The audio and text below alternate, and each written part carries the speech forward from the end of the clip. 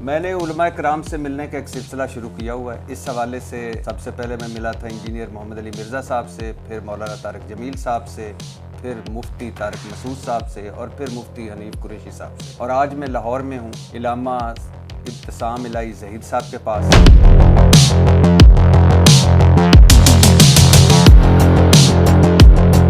आपके नाम के साथ इलामा लगाया जाता है। इलामा उसको लगाना चाहिए या शेखुल हदीस उसको लगाना चाहिए या पीरे तरीक़त रहबर शरीयत उसको लगाना चाहिए जो डिज़र्व कर। आप डिज़र्व करते हैं इलामा। सर, ये अहले हदीस फ़िरका कहाँ से आ गया है? इसका मकसद क्या है? सहाबा जो रसूलुल्लाह सल्लल्लाहु अलैहि वसल्लम के सहाबी हैं, उनमें से कौन था बरेलवी, कौन था देवबंदी, कौन था वहाबी, कौन था अनफी? तो आप समझते हैं कि ये फ़िरके नहीं होने चाहिए? दारी बात, जितनी फ़िरका वरीयत कम से कम उतना ही बेहतर है।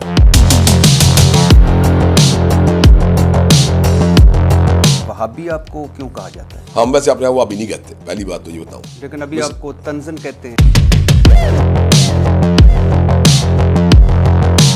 तासुर है कि पाकिस्तान में अहले हदीस फ़िरका प्रॉक्सी है सऊदी अरब का, फ्रंट डेस्क है सऊदी अरब का, और मकसद इसका एक बड़ा मकसद है शिया फ़िरके का तोड़। आपके वालिद इलामा एहसान इलाही ज़हीर के सर की कीमत इमाम खुमैनी साहब $5 लाख लगाते हैं। दूसरी तरफ जब इलामा एहसान इलाही ज़हीर साहब कातलाना हमले में शदीद ज़ख्मी होते हैं तो खुसूसी फ़्लाइट के ज़रिए उन्हें सऊदी अरब ले जाया जाता है। वहाँ सऊदी हुकूमत मतलब शाही इलाज उनका होता है। तो अब ज़रा ज़हन में रखिएगा, अहले हदीस का आलम ईरान लगाता है हेड मनी $5 लाख और सऊदी अरब के शाहों से मरासम है और वहाँ उनका शाही इलाज होता है। तो मैं इससे क्या समझूँ? अच्छा, आप बेटे हैं इलामा एहसान इलाही ज़हीर साहब के, आप बता सकते हैं कि ये हेड मनी क्यों रखी गई? फिर आप बता सकते हैं कि आपके वालिद का कातिल कौन था? वालिद साहब ने एक किताब लिखी बरेलवियत। अहमद रज़ा बरेलवी का रंग नहायत स्याह था। इनके मुखालफिन अक्सर चेहरे की स्याही का ताना दिया करते थे। इनके खिलाफ एक किताब लिखी गई है, चिपकी मिट्टी काले चेहरे वाले के मुंह पर। अहमद रज़ा बरेलवी नईफ़ो नज़ार थे, दर्द गुर्दा और दूसरी कमज़ोर कर देने वाली बीमारी में मुब्तला थे, कमर की दर्द का शिकार रहते थे। इस तरह सर दर्द और बुखार की शिकायत भी अमूमन रहती थी। इनकी दाएं आँख में नुक्स था। किताब बरेलवियत पे है। उन्होंने पूरे जहान की तहकीक की अहमद रज़ा बरेलवी पे और वो सारी बातें लिख दी जो उनकी शख्सियत को डाउन करती हैं।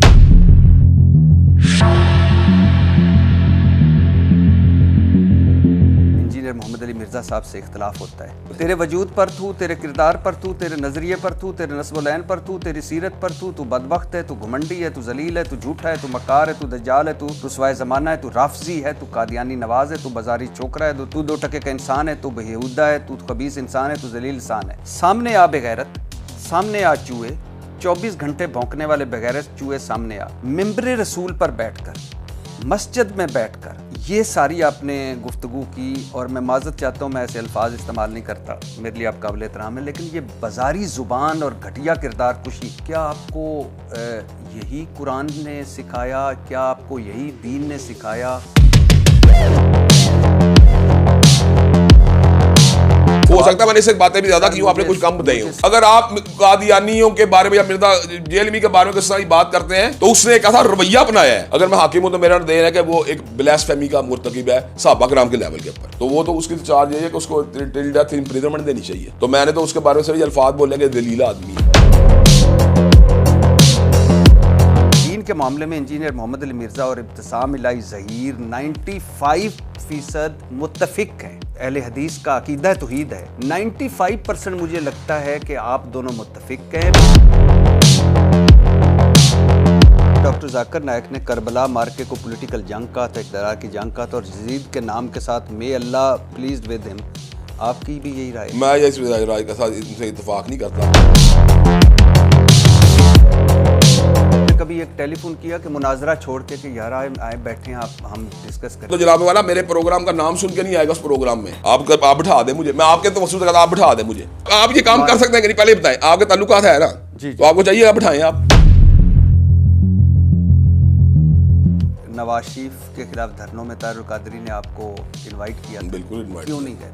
इसलिए नहीं किया कि मैं उनके रोड मैप से कोई इतना कन्विंस नहीं था हुआ। इलेक्शन भी लड़ते हैं आप? जी जी। कितनी मरतबा हार चुके हैं? मैं इस वक्त जो है बकायदा तौर पर 3 दफ़ा इलेक्शन लड़ चुका हूँ और तीनों मरतबा हारे। हाँ, बुनियादी तौर पर बात यह कि हम पैसे ज़ाया नहीं करते इलेक्शन में। आप समझते हैं कि शहबाज शरीफ ने खरीद कर आप? हाँ, तो खरीदा होगा, इसमें कौन सी ऐसी बात है। 8 फरवरी 2024 के इलेक्शन को आप किस तरह देखते हैं? कौन जीता था? कभी मिले आप ज़िंदगी में इमरान खान साहब? मिला हूँ, कई दफ़ा मिला। एज ए सियासतदान आप समझते थे कि इमरान खान इस तरह जेल काट लेगा?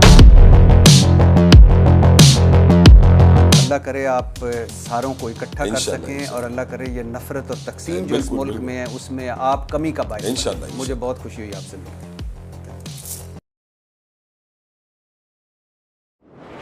जी अस्सलाम वालेकुम वरहमतुल्लाहि वबरकातुहू। मैंने उलमा कराम से मिलने का एक सिलसिला शुरू किया हुआ है। इस हवाले से सबसे पहले मैं मिला था इंजीनियर मोहम्मद अली मिर्ज़ा साहब से, फिर मौलाना तारक जमील साहब से, फिर मुफ्ती तारक मसूद साहब से और फिर मुफ्ती हनीफ कुरैशी साहब से। और आज मैं लाहौर में हूँ, इलामा इब्तिसाम इलाही ज़हीर साहब के पास, लाहौर में उनके घर। और आपको पता है क्यों मिल रहा हूँ? इसलिए मिल रहा हूँ कि हमारा दीन सच्चा, हमारा नबी आखिरी इंसान तक का नबी हज़रत मोहम्मद मुस्तफ़ा सल्लल्लाहु अलैहि वसल्लम, हमारा कुरान सच्चा, मतलब अल्लाह सच्चा, नबी सच्चा, कुरान सच्चा, मगर हमारे अंदर झूठ ही झूठ। मैं क्यों मिल रहा हूँ? इसलिए मिल रहा हूँ कि एक अल्लाह, एक रसूल, एक कुरान और आगे फ़िरका दर फ़िरका दर फ़िरका, तकसीम दर तकसीम दर तकसीम। मैं क्यों मिल रहा हूँ? क्योंकि हमारे नबी रहमतुल आलमीन, रहमतुल मुस्लिमीन नहीं, रहमतुल आलमीन, जबकि हमारे यहाँ नफ़रत और तकसीम गली गली मोहल्ले मोहल्ले। मैं क्यों मिल रहा हूँ? इसलिए मिल रहा हूँ कि हम सच के, हमारे पास सच है लेकिन हमारे चारों तरफ झूठ है। हम एक थे, यानी मैं सोच रहा था कि हज़रत मोहम्मद मुस्तफ़ा सल्लल्लाहु अलैहि वसल्लम के दौर देख लें, चारों खुलफ़ाए राशिदीन का दौर देख लें, कोई सुन्नी नहीं था, कोई वहाबी नहीं था, कोई देवबंदी नहीं था, कोई बरेलवी नहीं था, लेकिन आज अब हैं। और मैं क्यों मिल रहा हूँ? इसलिए मिल रहा हूँ कि हमारे यहाँ मज़हब फ़रोशी हो रही है, हमारे यहाँ कुरान फ़रोशी हो रही है, हमारे यहाँ मेंबर फ़रोशी हो रही है, और मेंबर अक्सरियत मेंबरों की नफ़रत उगल रही है। इलामा साहब पर भी इस हवाले से बहुत सारे तहफ़्फ़ुज़ात का इज़हार किया जाता है, बहुत सारे इन पर भी इल्ज़ामात लगते हैं, बहुत सारी, ये सब कुछ आज इनसे बात करेंगे। सबसे पहले तो सर बहुत शुक्रिया कि आपने वक्त दिया। आपके नाम के साथ इलामा लगाया जाता है और मैं आज देख रहा था डिक्शनरी में कि इलामा का मतलब होता है बड़ा आलम, बहुत बड़ा आलम, फाजल, यकता ज़माना आलम, सब जानने वाला, बड़ा आलम, बहुत दाना, इस्लामी फ़िक़ा या इस्लामी फ़लसफ़े के बहुत बड़े आलम दीन या माहिर को इलामा कहते हैं। तो आप डिज़र्व करते हैं इलामा। लेकिन ये अल्लाह का शुक्र है, मैंने तो हमेशा अपने आप को इब्तिसाम इलाही ज़हीर का है या मैक्सिमम हाफ़िज़ इब्तिसाम इलाही ज़हीर का है। हाफ़िज़ तो इसलिए मैं डिज़र्व करता हूँ कि अल्लाह का शुक्र है कि मैंने कुरान जी याद किया हुआ है और अलहम्द से लेकर नास तक अल्लाह का शुक्र है मुस्तहज़र भी हूँ। ना सिर्फ ये कि उसकी अरबी टेक्स्ट को समझता हूँ, बल्कि कोशिश करता हूँ कि उसके इंग्लिश और उसके उर्दू तराजम के ऊपर भी नज़र रखने की कोशिश करूँ। अपनी बसात की हद तक हदीस तैयबा के ऊपर भी मैं नज़र रखने की कोशिश करता हूँ। मैंने उलमा के सामने ज़ानुए तलम्मुस को भी तय किया है। अल्लाह का शुक्र है मैंने अरबी ज़ुबान में मास्टर्स किया है और उसके अलावा मैंने इस्लामिक स्टडीज़ में मास्टर्स किया है। मैंने एमफिल भी किया है इसके अंदर, इस्लामिक स्टडीज़ के अंदर, और उसका PhD भी अपनी मुकम्मल कर रहा हूँ। मुझे ये बात कहने में कोई बात नहीं कि मेरी ज़िंदगी का बुनियादी मकसद यही है कि अल्लाह तबारक व तआला की दीन की नशर व इशाअत के लिए अपने को वक़्फ़ किया जाए। ये मैं समझता लोगों की दरानवादी है या उलमा का मेरे साथ मोहब्बत और प्यार है कि मुझे अल्लामा कह के पुकारते हैं, मेरे नाम का अल्लामा लिख देते हैं, वगरना मैंने कभी अपने आप को अल्लामा क्लेम नहीं किया। आप मेरी IDs देख सकते हैं, मेरे फेसबुक पेजेस देख सकते हैं, मैं अपने आप को खाली इब्तिसाम इलाही ज़हीर लिखता हूँ। तो कभी आपने कहा नहीं कि मैं नहीं डिज़र्व करता, अभी मेरे साथ इलामा ना लिखें? मैंने बहरहाल ये बात बताऊँ इसके ऊपर कि ये चूँकि किस तरह की इदादी बात है, डिग्री तो है नहीं, तो उसके अंदर लोगों ने कई लोगों को अल्लामा कह लेते हैं। तो हम इस बात के ऊपर यह हकीकत बात यह है कि खामोशी इख्तियार कर लेते हैं। अदरवाइज़ आपको छोटी बातों में लिए कोई बंदा मुझे हाल ही इब्तिसाम इलाही ज़हीर के या हाल ही हाफ़िज़ इब्तिसाम इलाही ज़हीर के या इंशाल्लाह 2-4 महीने का मेरी डॉक्टरेट की डिग्री मुकम्मल हो जाएगी, मैं उसको डॉक्टर सामने ही देख कर ले, इंजीनियर सामने ही देख कर ले, मेरे लिए ये बातें जो है ना मानी हेज नहीं। क्योंकि मेरे लिए असल मानी हेज बात यह है कि मैं किताब व सुन्नत की ताबेदारी और उनकी नशर व शात के लिए अपना वो वक्फ रखूँ। उसके लिए मेरे नाम का कोई टाइटल लगाया जाए या ना लगाया जाए, मुझे इससे कुछ फ़र्क नहीं पड़ता। क्योंकि मैं अक्सर देखता हूँ कि बहुत सारे लोगों के साथ लिखा होता है इलामा, बहुत सारे लोगों के साथ लिखा होता है शेखुल कुरान, शेखुल हदीस, पीर तरीक़त, रहबर शरीयत, और जब करीब जाता हूँ मैं तो थोड़ों को छोड़कर अक्सरियत दौलत शाह की चुइयाँ निकलती हैं। तो एक हमारे मज़हब में ये भी बड़ी ख़राबी है कि हमने कुछ लोगों को वहाँ बिठा दिया है जहाँ वो डिज़र्व नहीं करते। देखिए असल बात ये होती है कि छोटी बात हो, अगर अकीदत का ऐसा इजहार जिसके अंदर जो है किसी हद तक एहतराम को मुलियादा रखा जाए और अपनी अकीदत को निभाने के लिए उन चीज़ों को एक्सप्रेस किया जाए तो इसकी गुंजाइश निकलती है। तो अब लेकिन इसको इस मुकाम के ऊपर ले जाना कि जहाँ नाउद बिल्लाहि मिन ज़ालिक खुद उसको एक मुताई मुतलक बना दिया जाए या उसको इमाम वक़्त करार दे दिया जाए, ये वो बातें होती हैं जो बहुत काबिल एतराद होती हैं। और मैं हम खुद भी अल्लाह का शुक्र है, जब उलमा के साथ बैठते हैं तो कई उलमा का फ़न हदीस में महारत देखा, उनको शहर हदीस कहते भी हैं और वो अल्लाह के फजल होते भी हैं। कई लोग जो कुरान के नुक्ता दानी और उसके मफहूम और मानी की गहराई में उतरे होते हैं, हम उन्हें शेखुल कुरान कहते भी हैं और वो होते भी हैं। तो मैं ये बात समझता हूँ ये, और वो उलमा में अल्लाह के वजह तकवा लिल्लाह ये इस हद तक पाई जाती है कि वो हमेशा इन चीज़ों से राज ही करते हैं कि उनको कोई बंदा शेखुल हदीस या शेखुल कुरान के उसकी वजह जिसमें कोई हुनर मौजूद होता है वो कभी भी इसलिए अपने अंदर जो है ना एहसास बरतरी या फ़ख्र का उसके अंदर जो है ना शायबा नहीं पाया जाता। वो हमेशा अपने आप को जो इल्म की दुनिया के अंदर मज़ीद से मज़ीद गेन करने के लिए लगाता है। इसलिए कि अल्लाह ने कुरान में ये बात कही है नबी करीम सल्लल्लाहु अलैहि वसल्लम वही करते हुए, कुर रब्बी ज़िदनी इल्मा, कि आप अल्लाह से जो है ना दुआ मांगे अल्लाह मेरे इल्म में इजाफ़ा फरमा। जब नबी पाक हज़रत मोहम्मद करीम सल्लल्लाहु अलैहि वसल्लम जो कि दुनिया कायनात सबसे बड़े आलम है मखलूक़ात में से, अगर वो रब्बी ज़िदनी इल्मा की दुआ मांगा करते थे तो मैं ये बात समझता हूँ उनके बाद किसी बंदे के बारे में ये गुमान करना कि वो बहुत बड़ा आलम है, ये बात जो है ना उस बंदा हम गुमान कर सकते हैं, लेकिन अपने बारे में हमेशा यही सोचना चाहिए फ़ौक़ कुल्लि ज़ी इल्मिन अलीम, अल्लाह ने हर आलिम से बड़ा एक आलिम पैदा किया है और मुझे इस सिलसिले के अंदर आजिज़ी इनकसारी का रास्ता इख्तियार करना चाहिए। हम जब चारों खुलफाए राशिदीन को देखते हैं तो उनके साथ तो ये अलकाब नहीं लगते जो आज हमारे उलमा और हमारे मौलाना हज़रात के साथ लगते हैं। क्यों?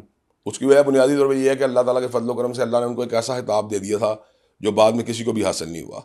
रज़ी अल्लाहु अन्हुम व रज़ू अन, अल्लाह उनसे राज़ी था, वो अल्लाह से राज़ी थे।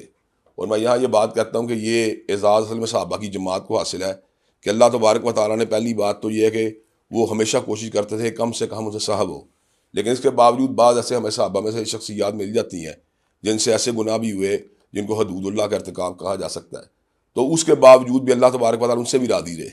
नबी करीम सल्लल्लाहु अलैहि वसल्लम माइज़ बिन मालिक अलअस्लमी रज़ी अल्लाह तआला अन्हु के बारे में फरमाया था कि बावजूद रजम होने के इन्होंने ऐसी तौबा की है कि एक पूरी उम्मत पर तकसीम कर दिया तो अल्लाह उनकी भी खताओं को माफ़ कर देगा। और सैयदा शबीबा गामदिया रज़ी अल्लाह तआला अन्हा के बारे में इरशाद फरमाया था अगर 70 गुनाहगारों पर इसकी तौबा तकसीम कर दिया अल्लाह सब की खताओं को माफ़ कर दे। तो मैं ये बात समझता हूँ जिनको अल्लाह ने रज़ी अल्लाह अन्हु व रज़ू अन्हु बना दिया हो उन्हें मज़ीद किसी टाइटल की क्या ज़रूरत हो सकती है। इसका मतलब है कि इनको ज़रूरत है नहीं, अब आपको बताऊँ इनका तो मुकाबला ही कोई ना।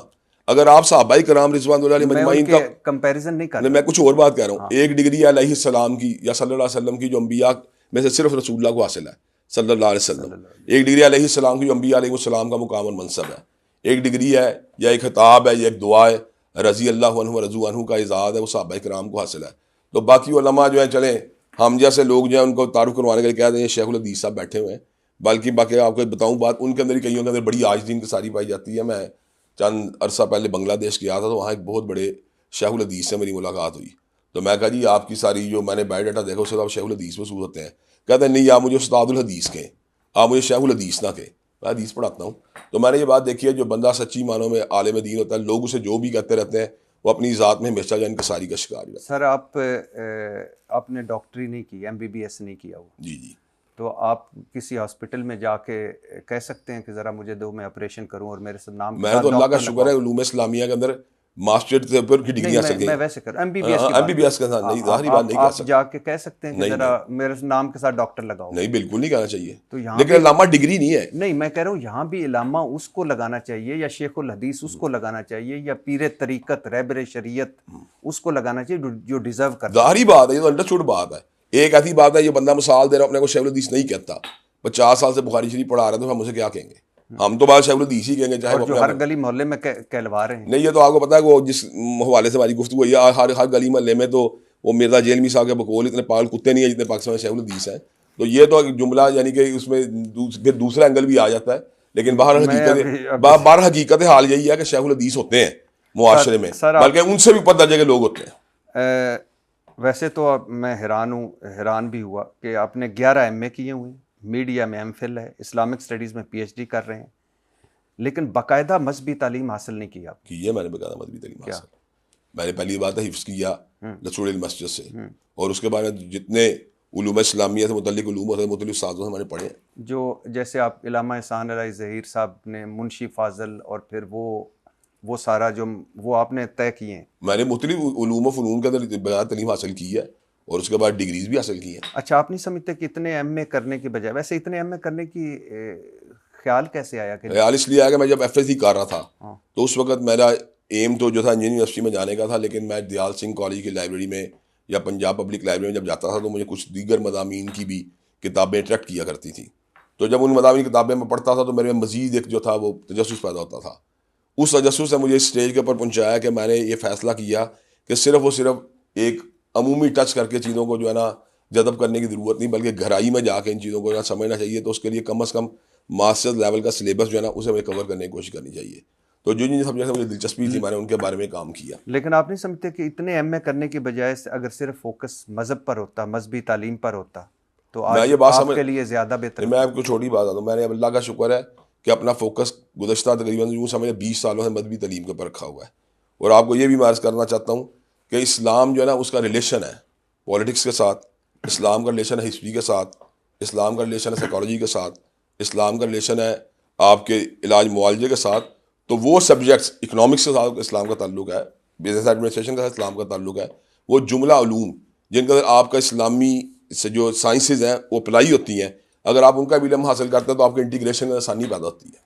अच्छा सर, ये अहले हदीस फ़िरका कहाँ से आ गया है, क्यों, और इसका मकसद क्या है? बुनियादी तौर के ऊपर अहले हदीस जो फ़िरका है या मकतब फ़िक्र कह लें, इसकी बुनियाद ये है कि हम ये बात समझते हैं कि कुरान मजीद और सही अहादीस जो है ना वो दो सरचश्मे हिदायत के हमारे लिए, और इन्हीं से हमें जो है ना हिदायत मुकम्मल तौर पर हासिल करनी चाहिए। ये अहले हदीस का लफ्ज़ इम्तियादी हैसियत उस वक्त इख्तियार कर गया जब अइम्मा दीन की तकलीद के स्कूल ऑफ थाट्स ने जो है ना क़ुव्वत पकड़ी। तो उनके खिलाफ यूँ समझे एक रेजिस्टेंस थी अहले हदीस स्कूल ऑफ थाट की कि हमें तकलीद की बजाय जो है ना किताब और सुन्नत के साथ तमस्सुक का रास्ता जो है ना इख्तियार करना चाहिए। तो ये दूसरे फ़िरके नहीं कर रहे थे? वो दूसरे फ़िरकों के अंदर कंडीशंस हैं। मिसाल दे रहा हूँ, उलमा हनाबिला या उलमा हनाफ या उलमा शवाफ़े या उलमा मालिकिया जो हैं उनके नज़दीक जो उनके अपने सेट पैटर्न होते हैं या असूल ज़वाबित होते हैं उनकी रोशनी के उन चीज़ों को देखते हैं, जबकि अहले हदीसों के यहाँ पर अनकंडीशनल जो है ना उन चीज़ों को फॉलो करना और उन्हीं से मसाइल का हल करने का असूल मौजूद। मैं समझ नहीं पाया, हमारा सेट पैटर्न है अल्लाह, रसूल, कुरान, ये बिल्कुल। तो ये फिर बाकी सेट पैटर्न कहाँ से? मैं आपको बताता हूँ, बुनियादी तौर के ऊपर मिसाल दे रहा हूँ, एक हनफी मकतब फ़िक्र है, मिसाल दे रहा हूँ, उसके जूरिस्ट हैं, उसके उलमा हैं, उसके फ़ुक़हा हैं, उन्हें कुछ चीज़ें जब पसंद की हैं तो लेटर ऑन जो है वो उनको फिर फॉलो भी करते हैं। कई लोग जो होते हैं उनके अंदर जो ज़्यादा पढ़ लिख जाते हैं वो उनके अंदर से उनसे कई जो है इतलाफ़ भी करते हैं, लेकिन कई लोग कहते हैं यार हमारे लिए बात ज़रूरी है कि हमारे उलमा ने जो इज्तिहादात किए हैं या हमारे उलमा ने चीज़ों कंक्लूड किया है वही हमारे लिए हरफ आहर है, जबकि अहले हदीसों को यहाँ पर इसमें कोई कंडीशन नहीं। अहले हदीस ये बात कहते हैं कि किताब और सुन्नत से जो भी आपको बराह रास्त रहनुमाई हासिल होती है, जब आप चीज़ों कंक्लूड करते हैं आपको कंक्लूड करना चाहिए, और इस चीज़ के ऊपर स्ट्रेस करते हैं। और आपको ऐसे ये बताऊँ कि बहुत से ऐसे फ़िकी मकाम फ़िक्र के ऐसे जय्यद उलमा मौजूद हैं जो इस मसले के अहले हदीस के बारे में नरम गोशा भी रखते हैं, और ये बात कहते हैं कि जिस तरह हम अपने उलमा की आरा या उनकी फ़िकी जो उन्होंने कंक्लूड चीज़ें की हैं उनके मद्दे मुकाबले कोई बंदा बराह रास्त किताब और सुन्नत से इस्तेफ़ादा करता है तो उसमें कोई हर्ज वाली बात नहीं है। एक बहुत बड़े हनफी आलम है, वहाँ सऊदी अरब में 10 भी देते रहे हैं, तो उनकी भी गुफ्तगू ये दिन मैं सुन रहा हूँ, ये कह रहे थे कि जिस तरह हम फ़िकी उलमा से उनकी आरा की रोशन मसाइल को हज़ करते हैं, बाद उलमा ऐसे होते हैं जो बराह रास्त किताब और सुन्नत से मसाइल को हज़ करते हैं, तो इसके अंदर भी कोई हर्ज वाली बात नहीं है। आप माशाल्लाह बहुत पढ़े लिखे आदमी हैं, मुझे ज़रा बताइएगा कि साहबा जो रसूलुल्लाह सल्लल्लाहु अलैहि वसल्लम के साहबी हैं उनमें से कौन था बरेलवी, कौन था देवबंदी, कौन था वहाबी और कौन था हनफी? हम तो सिर्फ ये जानते हैं कि सहाबा किराम रिज़वानुल्लाह अलैहिम अजमईन के नज़दीक किताबुल्लाह और सुन्नत रसूलुल्लाह सल्लल्लाहु अलैहि वसल्लम हुज्जत थी और उसी के ज़रिए मामलात को कंक्लूड किया करते थे। उन्हें अपने लिए ऐसी सिफ़ात इस्तेमाल करना, सर ये मैं भी जानता, मैं आपको ये आपके अर्थ कर लगा, उन्हें अपने लिए ऐसे नाम इस्तेमाल नहीं किए और कैसे कर सकते थे? ये तो वही बात है कि बंदा अपने पीछे आने वाली चीज़ों का पैरोकार तो नहीं हो सकता। ये तो आज तक कभी हनफियों ने भी क्लेम नहीं किया कि सहाबा कराम हनफी थे। ये तो आज तक कभी शाफियों ने भी क्लेम नहीं किया कि वो सहाबा कराम शाफी थे। जब ये किसी ने आज तक क्लेम ही नहीं किया। सहाबा कराम ये नहीं थे तो हम ये क्यों हैं? हम ये मैं आपको मैंने पहले अर्ज आपके सामने रखी है बात की, सहाबा कराम का जो दीन समझने का तरीका था वही तरीका हमारा होना चाहिए। तो हाँ, ये वही होना चाहिए हमारा। तो आप समझते हैं कि ये फिरके नहीं होने चाहिए? दारी बात, इतनी फिरका वरीयत कम से कम उतना ही बेहतर है। ये तो अंडरस्टूड बात है। अच्छा सर, एक तासुर है कि जो वैसे आपको, मैं इससे पहले कि वहाबी आपको क्यों कहा जाता है? हाँ, हमें वाबियों कहा जाता है। हम वैसे अपने आप वाबी नहीं कहते, पहली बात तो ये बताऊं। हमारे मुखालिफिन हमें इसलिए वाबी कहते हैं कि मकतब अहले हदीस में से एक जय्यद आलिम दीन या सलफ़ी मकतब फ़िक्र में से एक जय्यद आलिम दीन गुजरे हैं, इमाम मोहम्मद बिन अब्दुल वहाब, जिन्होंने सऊदी अरब के अंदर एक तजदीदी तहरीक चलाई थी इस्लाह की भी, और लोगों के कायद के हवाले जो उन्हें कमजोरियाँ नजर आती थी उनके रिफॉर्मेशन के लिए वो कोशिश आ रहे। लेकिन बुनियादी तौर के ऊपर क्या उनकी तालीमात है जिनको लेके हम चलते हैं, तो ये बात दुरुस्त नहीं है। लेकिन ये उनकी तालीमात लेके चलते हैं, ये बात दुरुस्त नहीं है। वो उसी तरह के हमारे वक्त के उलमा शामिल है जिस तरह हमारे वक्त दीगर कई बड़े इमाम पैदा हुए हैं। लेकिन अभी आपको तंजन कहते हैं। हाँ, मैं समझता हूँ, समझता है कि ये इनके ऊपर हम एक टैग कर दिया जाए, इनको भी एक इमाम का फॉलोअर करार दे दिया जाए, जबकि हमारे यहाँ पे हम किसी पर्टिकुलर इमाम के फॉलोअर है ही नहीं। अच्छा सर, एक तासुर है कि पाकिस्तान में अहले हदीस फिरका प्रॉक्सी है सऊदी अरब का, फ्रंट डेस्क है सऊदी अरब का, और मकसद इसका एक बड़ा मकसद है शिया फिरके का तोड़। देखें, मैं ये बात समझता हूँ कि ये कई लोगों का एक तासुर हो सकता है, लेकिन आपको सच्ची बात बताऊँ कि मैं अपनी पूरी ज़िंदगी के अंदर, मुझे कम से कम ज़ाती 15 साल की उम्र से मैदान है ताबत के अंदर खुद मौजूद हूँ। 35 साल के अंदर मैंने नहीं कोई एक ऐसी तकरीर की जिसमें कोई सऊदी अरब की तईद मौजूद हो, या मैंने कहा कि सऊदी अरब से कोई हमें वो करना चाहिए, वहाँ से कोई तालीमात जो आ रही हैं। सऊदी अरब पर तनकीद भी की है कभी? सऊदी अरब का तनकीद की है, बिल्कुल की है। किस मामले? मैं ये बात समझता हूँ कि जब मादी के अंदर कभी ऐसे मामलात आए हैं जब हमने देखा कि उन्हें बैनुल अक़वामी इशूज़ के ऊपर मुसलमानों की जगह हमायत करनी चाहिए, अगर उन्हें पर्टिकुलर नहीं की, हमने कहा करनी चाहिए उन्हें हर सूरत। आप यहाँ तो कहते हैं कि औरत जो है वो मुख्तसर कपड़े पहने या हुजाब ना करे तो फाशी फैलती है। यहाँ आप सिनेमा के, यहाँ आप इंटरटेनमेंट के बहुत ज़्यादा हामी नहीं है।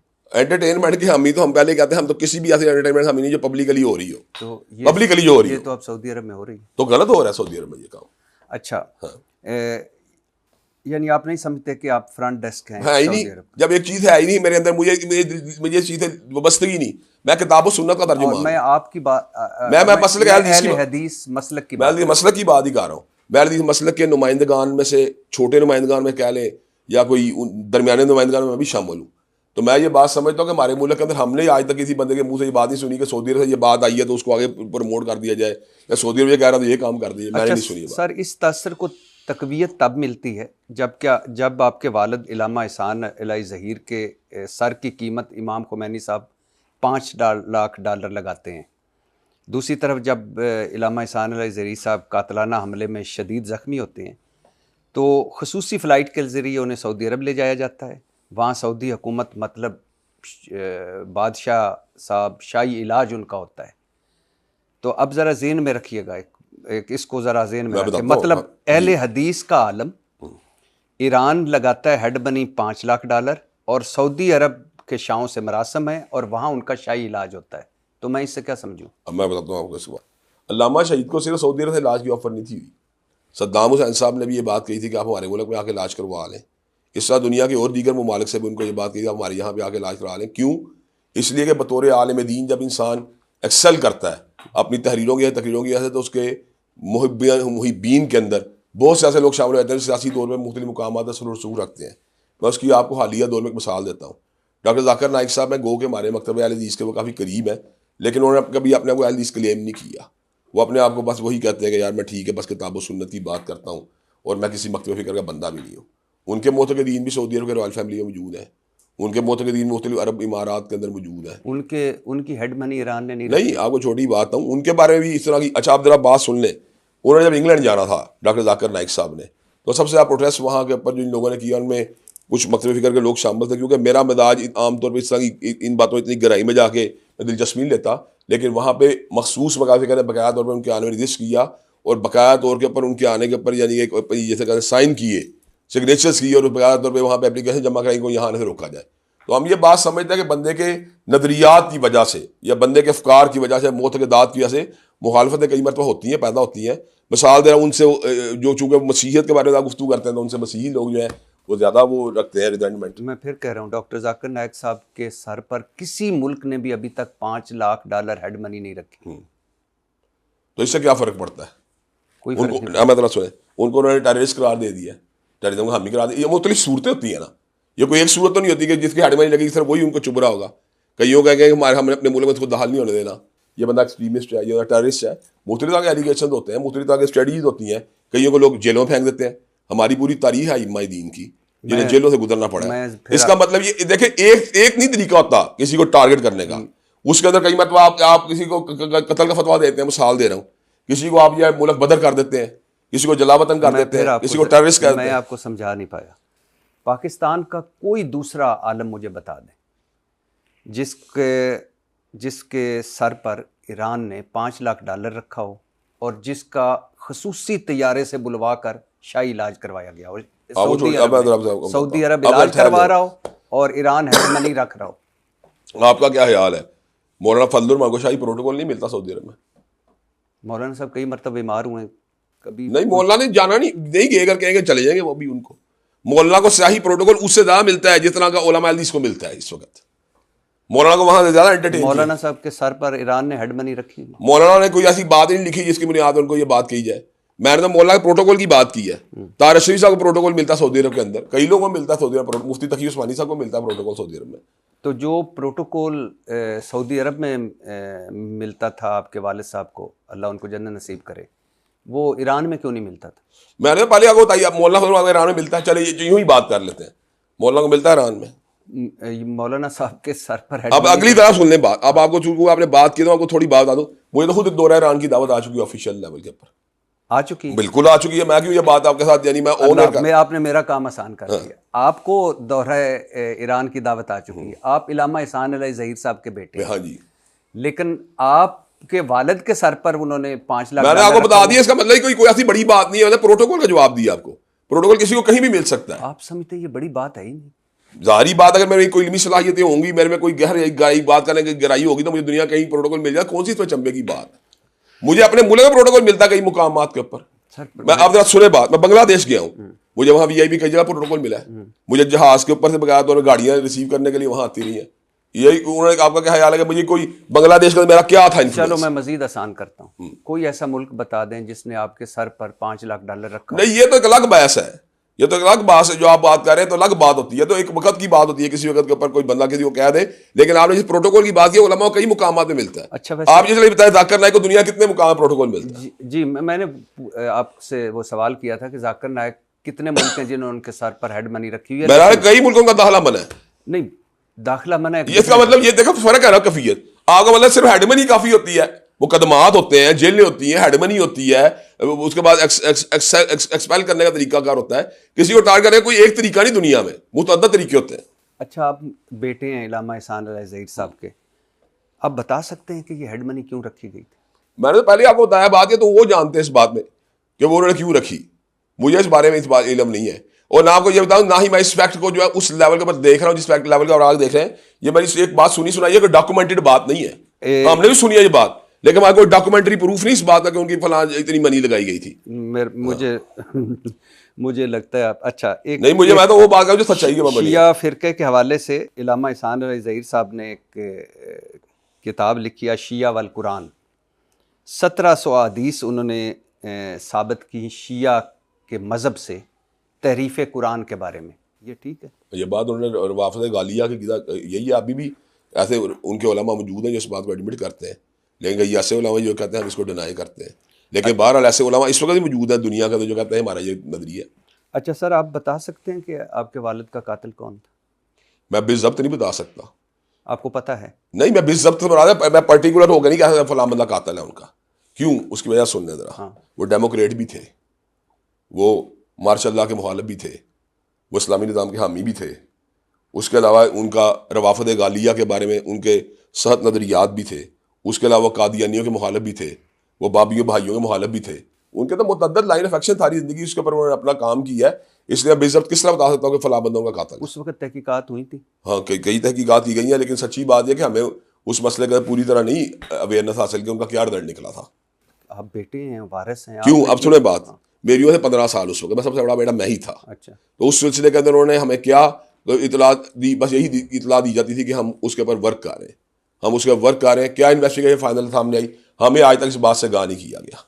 तो मतलब आपको अभी तक नहीं पता कि कातिल कौन? सारी बात है, किस तरह किसी को कातिल कह सकता हूँ मैं यानी ये तो मेरी बड़ी बड़ी बेवकूफ़ी होगी कि मैं पर्टिकुलरली बंदे को मुतय्यन कर दूँ। मैंने तो आपको बता दिया कि कादियानी भी उनके मुखालिफ थे, और बाबिया भाइयों के खिलाफ भी उन्होंने तहरीरें लिखी हैं, रवाफत गालिया भी उनके मुखालिफ थे। तो इस तरह कई उनके अपने वो जिंदगी में कहते हैं मार्शल्ला के मुखालिफ थे, फौजी इक़्तिदार के मुखालिफ थे, डेमोक्रेट भी थे। अब मैं किस तरह ये बात कहता हूँ फलां उनका कातिल है। अच्छा, ये जो अशिया वल कुरान, इसमें उन्होंने 1700 हदीस लिखी थी जो शिया से लेकर कि जिसमें शिया मज़हब का, अगर मैं गलत नहीं हूँ तो मुझे आप करेक्ट कीजिएगा, शिया फ़िरके का मसलक का ये क्लेम है कि कुरान शरीफ में 1700 तहरीफ़ हुई हैं। ये उन्होंने इकट्ठा करके लिखा था कि शिया समझते हैं कि कुरान मजीद में तहरीफ़ हुई है। यही बात है? हाँ जी, हाँ जी, यही। अच्छा सर, आप अहले हदीस मसलक से हैं। अहले हदीस को बज़ाहिर समझा जाता है कि अकीदा तौहीद पर, नबी सल्लल्लाहु अलैहि वसल्लम की सुन्नत पर और बहुत सारी बिदतों से बचा हुआ, ये एक तासुर है अहले हदीस का। और आप माशाल्लाह 11 MA भी हैं, MPhil मीडिया में भी किया हुआ है, PhD इस्लामिक स्टडीज़ में भी कर रहे हैं। और आपने अभी बताया कि आप ने ये MA इसलिए की है ताकि आपको इस्लाम के मुख्तलिफ इस्लाम जो ताल्लुकात है, हाँ, इस्लाम के जो मुख्तलिफ शोबों से जो ताल्लुकात हैं वो भी पता चले।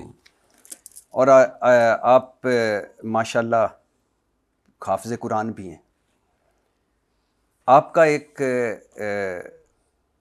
आलिम दीन से, या आप उनको जो भी आप समझते हैं, मैं आलिम दीन समझता हूँ, इंजीनियर मोहम्मद अली मिर्ज़ा साहब से इख्तलाफ होता है। और जब इख्तलाफ होता है तो अब आपकी ज़ुबान जो है वो मैं आपके सामने रखता हूँ। ये आपने फरमाया इंजीनियर मोहम्मद अली मिर्ज़ा साहब के हवाले से, तेरे वजूद पर थू, तेरे किरदार पर थू, तेरे नज़रिए पर थू, तेरे नस्बुलैन पर थू। अभी नस्बुलैन थूक रहा हूँ मैं सुन लीजिए, फिर फिर इकट्ठे होकर तेरे नस्बुलैन पर थू, तेरी सीरत पर थू, तू बदबख्त है, तू घुमंडी है, तू जलील है, तू झूठा है, तू मक्कार है, तू दज्जाल है, तू रुसवाए ज़माना है, तू राफजी है, तू कादियानी नवाज है, तू बाजारी छोकरा है, तू 2 टके का इंसान है, तू बेहुदा है, तू खबीस इंसान है, तू कुछ इजाफे भी आप गा रहे हैं बारह। नहीं कुछ इजाफे गा रहे हैं। मैं कह रहा हूँ एक इजाफा हो। चले, एक इजाफा मैंने पहले गुफ्तगू मेरी है, मैंने कुछ इजाफे लग रहे हैं ना, एक इजाफा हो। ठीक है। इलामा इब्तिसाम, क्योंकि ये बातें वैसे अभी कम है उसकी शान में मेरी नजरों में। नहीं, मैं मेरी नजरों से शान में बातें कम है। लफ्ज है, मैं कम किए, ज्यादा नहीं किए। मैं कुछ और बात करना चाह रहा हूँ कि ये अल्फाज ऐसे उसकी सीरत का हत्या नहीं कर सकते मेरी नजरों में। अब फिर सुन लीजिए, मैं दोबारा से शुरू नहीं करें, आप यहीं से बात कंटिन्यू करें। नहीं तेरे नहीं, आप, मैं पहले कहता हूं मैंने पहली बातें की है, कुछ इजाफा लगा मुझे, हो सकता है मैंने इससे बातें भी ज्यादा की हूं, आपने कुछ कम बताई हो। सवाल तो कर लेना। कर ले। तेरे वजूद पर थू, तेरे किरदार पर थू, तेरे नजरिए पर थू, तेरे नस्बुलैन पर थू, तेरी सीरत पर थू, तू बदबख्त है, तू घुमंडी है, तू जलील है, तू झूठा है, तू मक्कार है, तू दज्जाल है, तू रुसवाए ज़माना है, तू राफजी है, तू कादियानी नवाज है, तू बाजारी छोकरा है, तू 2 टके का इंसान है, तू बेहुदा है, तू खबीस इंसान है, तू जलील इंसान है। सामने आ बेगैरत, सामने आ चूहे, 24 घंटे भौंकने वाले बेगैरत चूहे सामने आ, बेगैरत सामने आ, तेरी शिकस्त इब्लीस की शिकस्त है, बकवासी बेगैरत सामने आ। मेंबर रसूल पर बैठकर, मैं आपके 11 MA को जो MA किए हैं उनको एक तरफ रखें, MPhil जो किया है उसको एक तरफ रखें, PhD जो कर रहे हैं उसको एक तरफ रखें, हाफ़िज़ कुरान जो हैं उसको एक तरफ रखें। मेंबर रसूल पर बैठकर, मस्जिद में बैठकर ये सारी आपने गुफ्तगू की, और मैं माज़रत चाहता हूँ, मैं ऐसे अल्फाज इस्तेमाल नहीं करता, मेरे लिए आप काबिल एहतराम है, लेकिन ये बाजारी ज़ुबान और घटिया किरदार कुशी, क्या आपको यही कुरान ने सिखाया? क्या आपको यही दीन ने सिखाया? और क्या यही रसूलुल्लाह सल्लल्लाहु अलैहि वसल्लम का उसवा हसना है? रसूलुल्लाह का उसवा हसना ये था कि जो बंदा अखलाक के दायरे में, जो बंदा तहजीब के दायरे में, जो बंदा तालीम के दायरे में, दलील के दायरे में रह के बात करे, मुझे भी उससे वही सलूक करना चाहिए।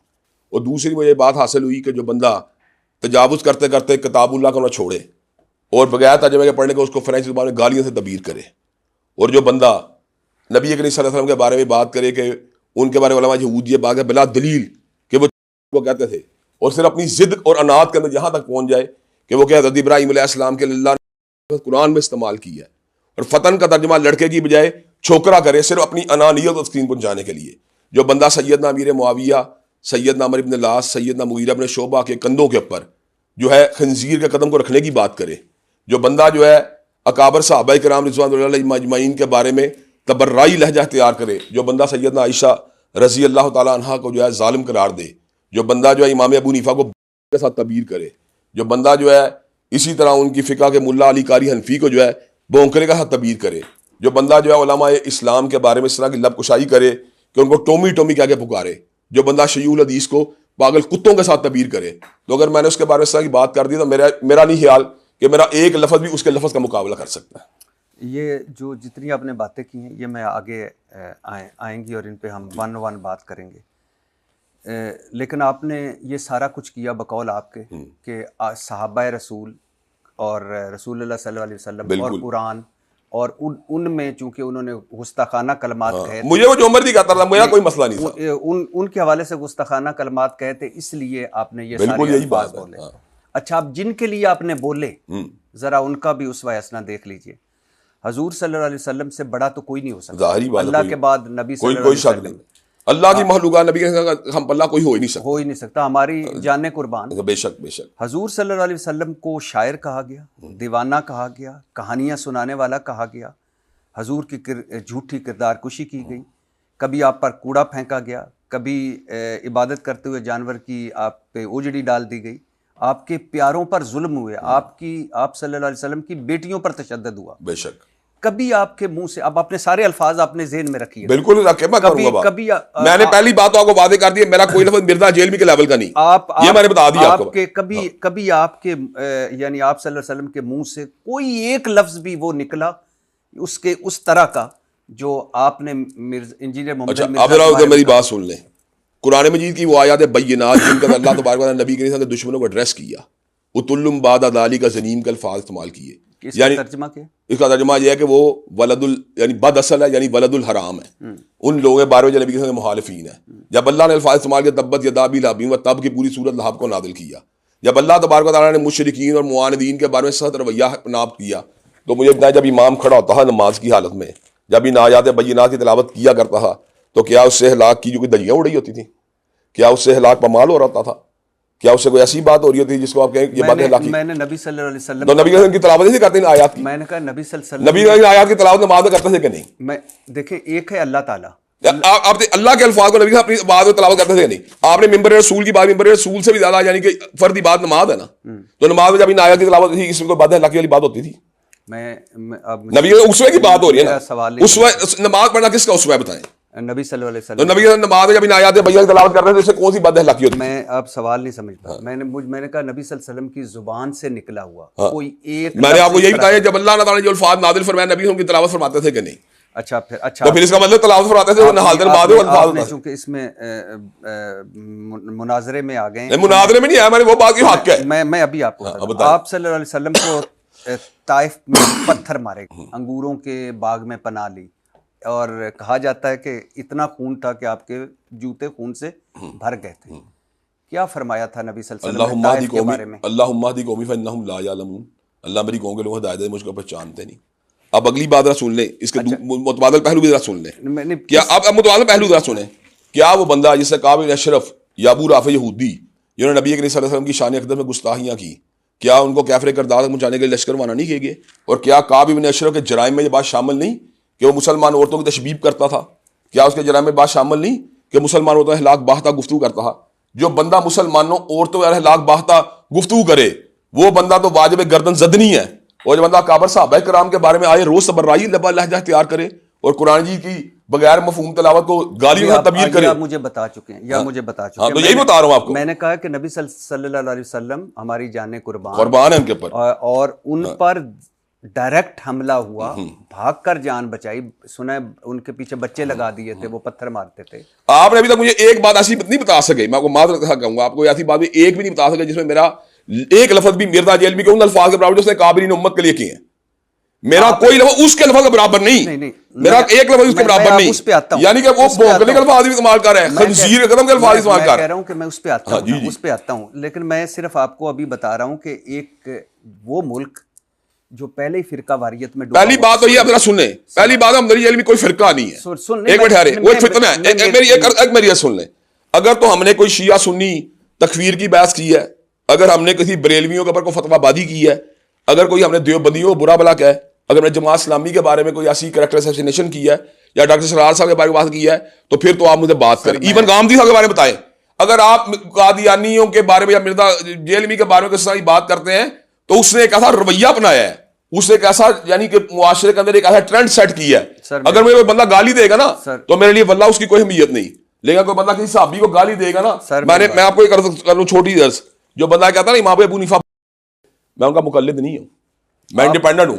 आप ना सुने, मुझे तकलीफ होती है। आप इमाम अबू हनीफा रहमतुल्लाह अलैह की सारी बातें मानते हैं? नहीं, और लेकिन तकलीफ है इस बात की। और क्यों भला इस पे बात कर लेते हैं, क्यों मिर्जा इंजीनियर मोहम्मद अली मिर्जा ने तनकीद की इमाम अबू, जो मर्जी वजह थी उसकी, जो मर्जी वजह थी उसकी, वजह बता। नहीं मैं क्यों वजह बताऊं, एक इल्मी पॉइंट के ऊपर उससे इख्तिलाफ करते तो भौंकने पे उतरा है, क्यों वजह? नहीं, मुझे सिर्फ एक बता। मैं ये बात इसलिए जरूरी नहीं समझता कि ये इल्मी बहस से मुझे इसमें जाने की जरूरत ही नहीं। अच्छा, मुझे एक बताइएगा कि आप ताइफ में जख्मी होते हैं नबी सल्लल्लाहु अलैहि वसल्लम और वो हिदायत की बात करते हैं, आगे आ जाइए।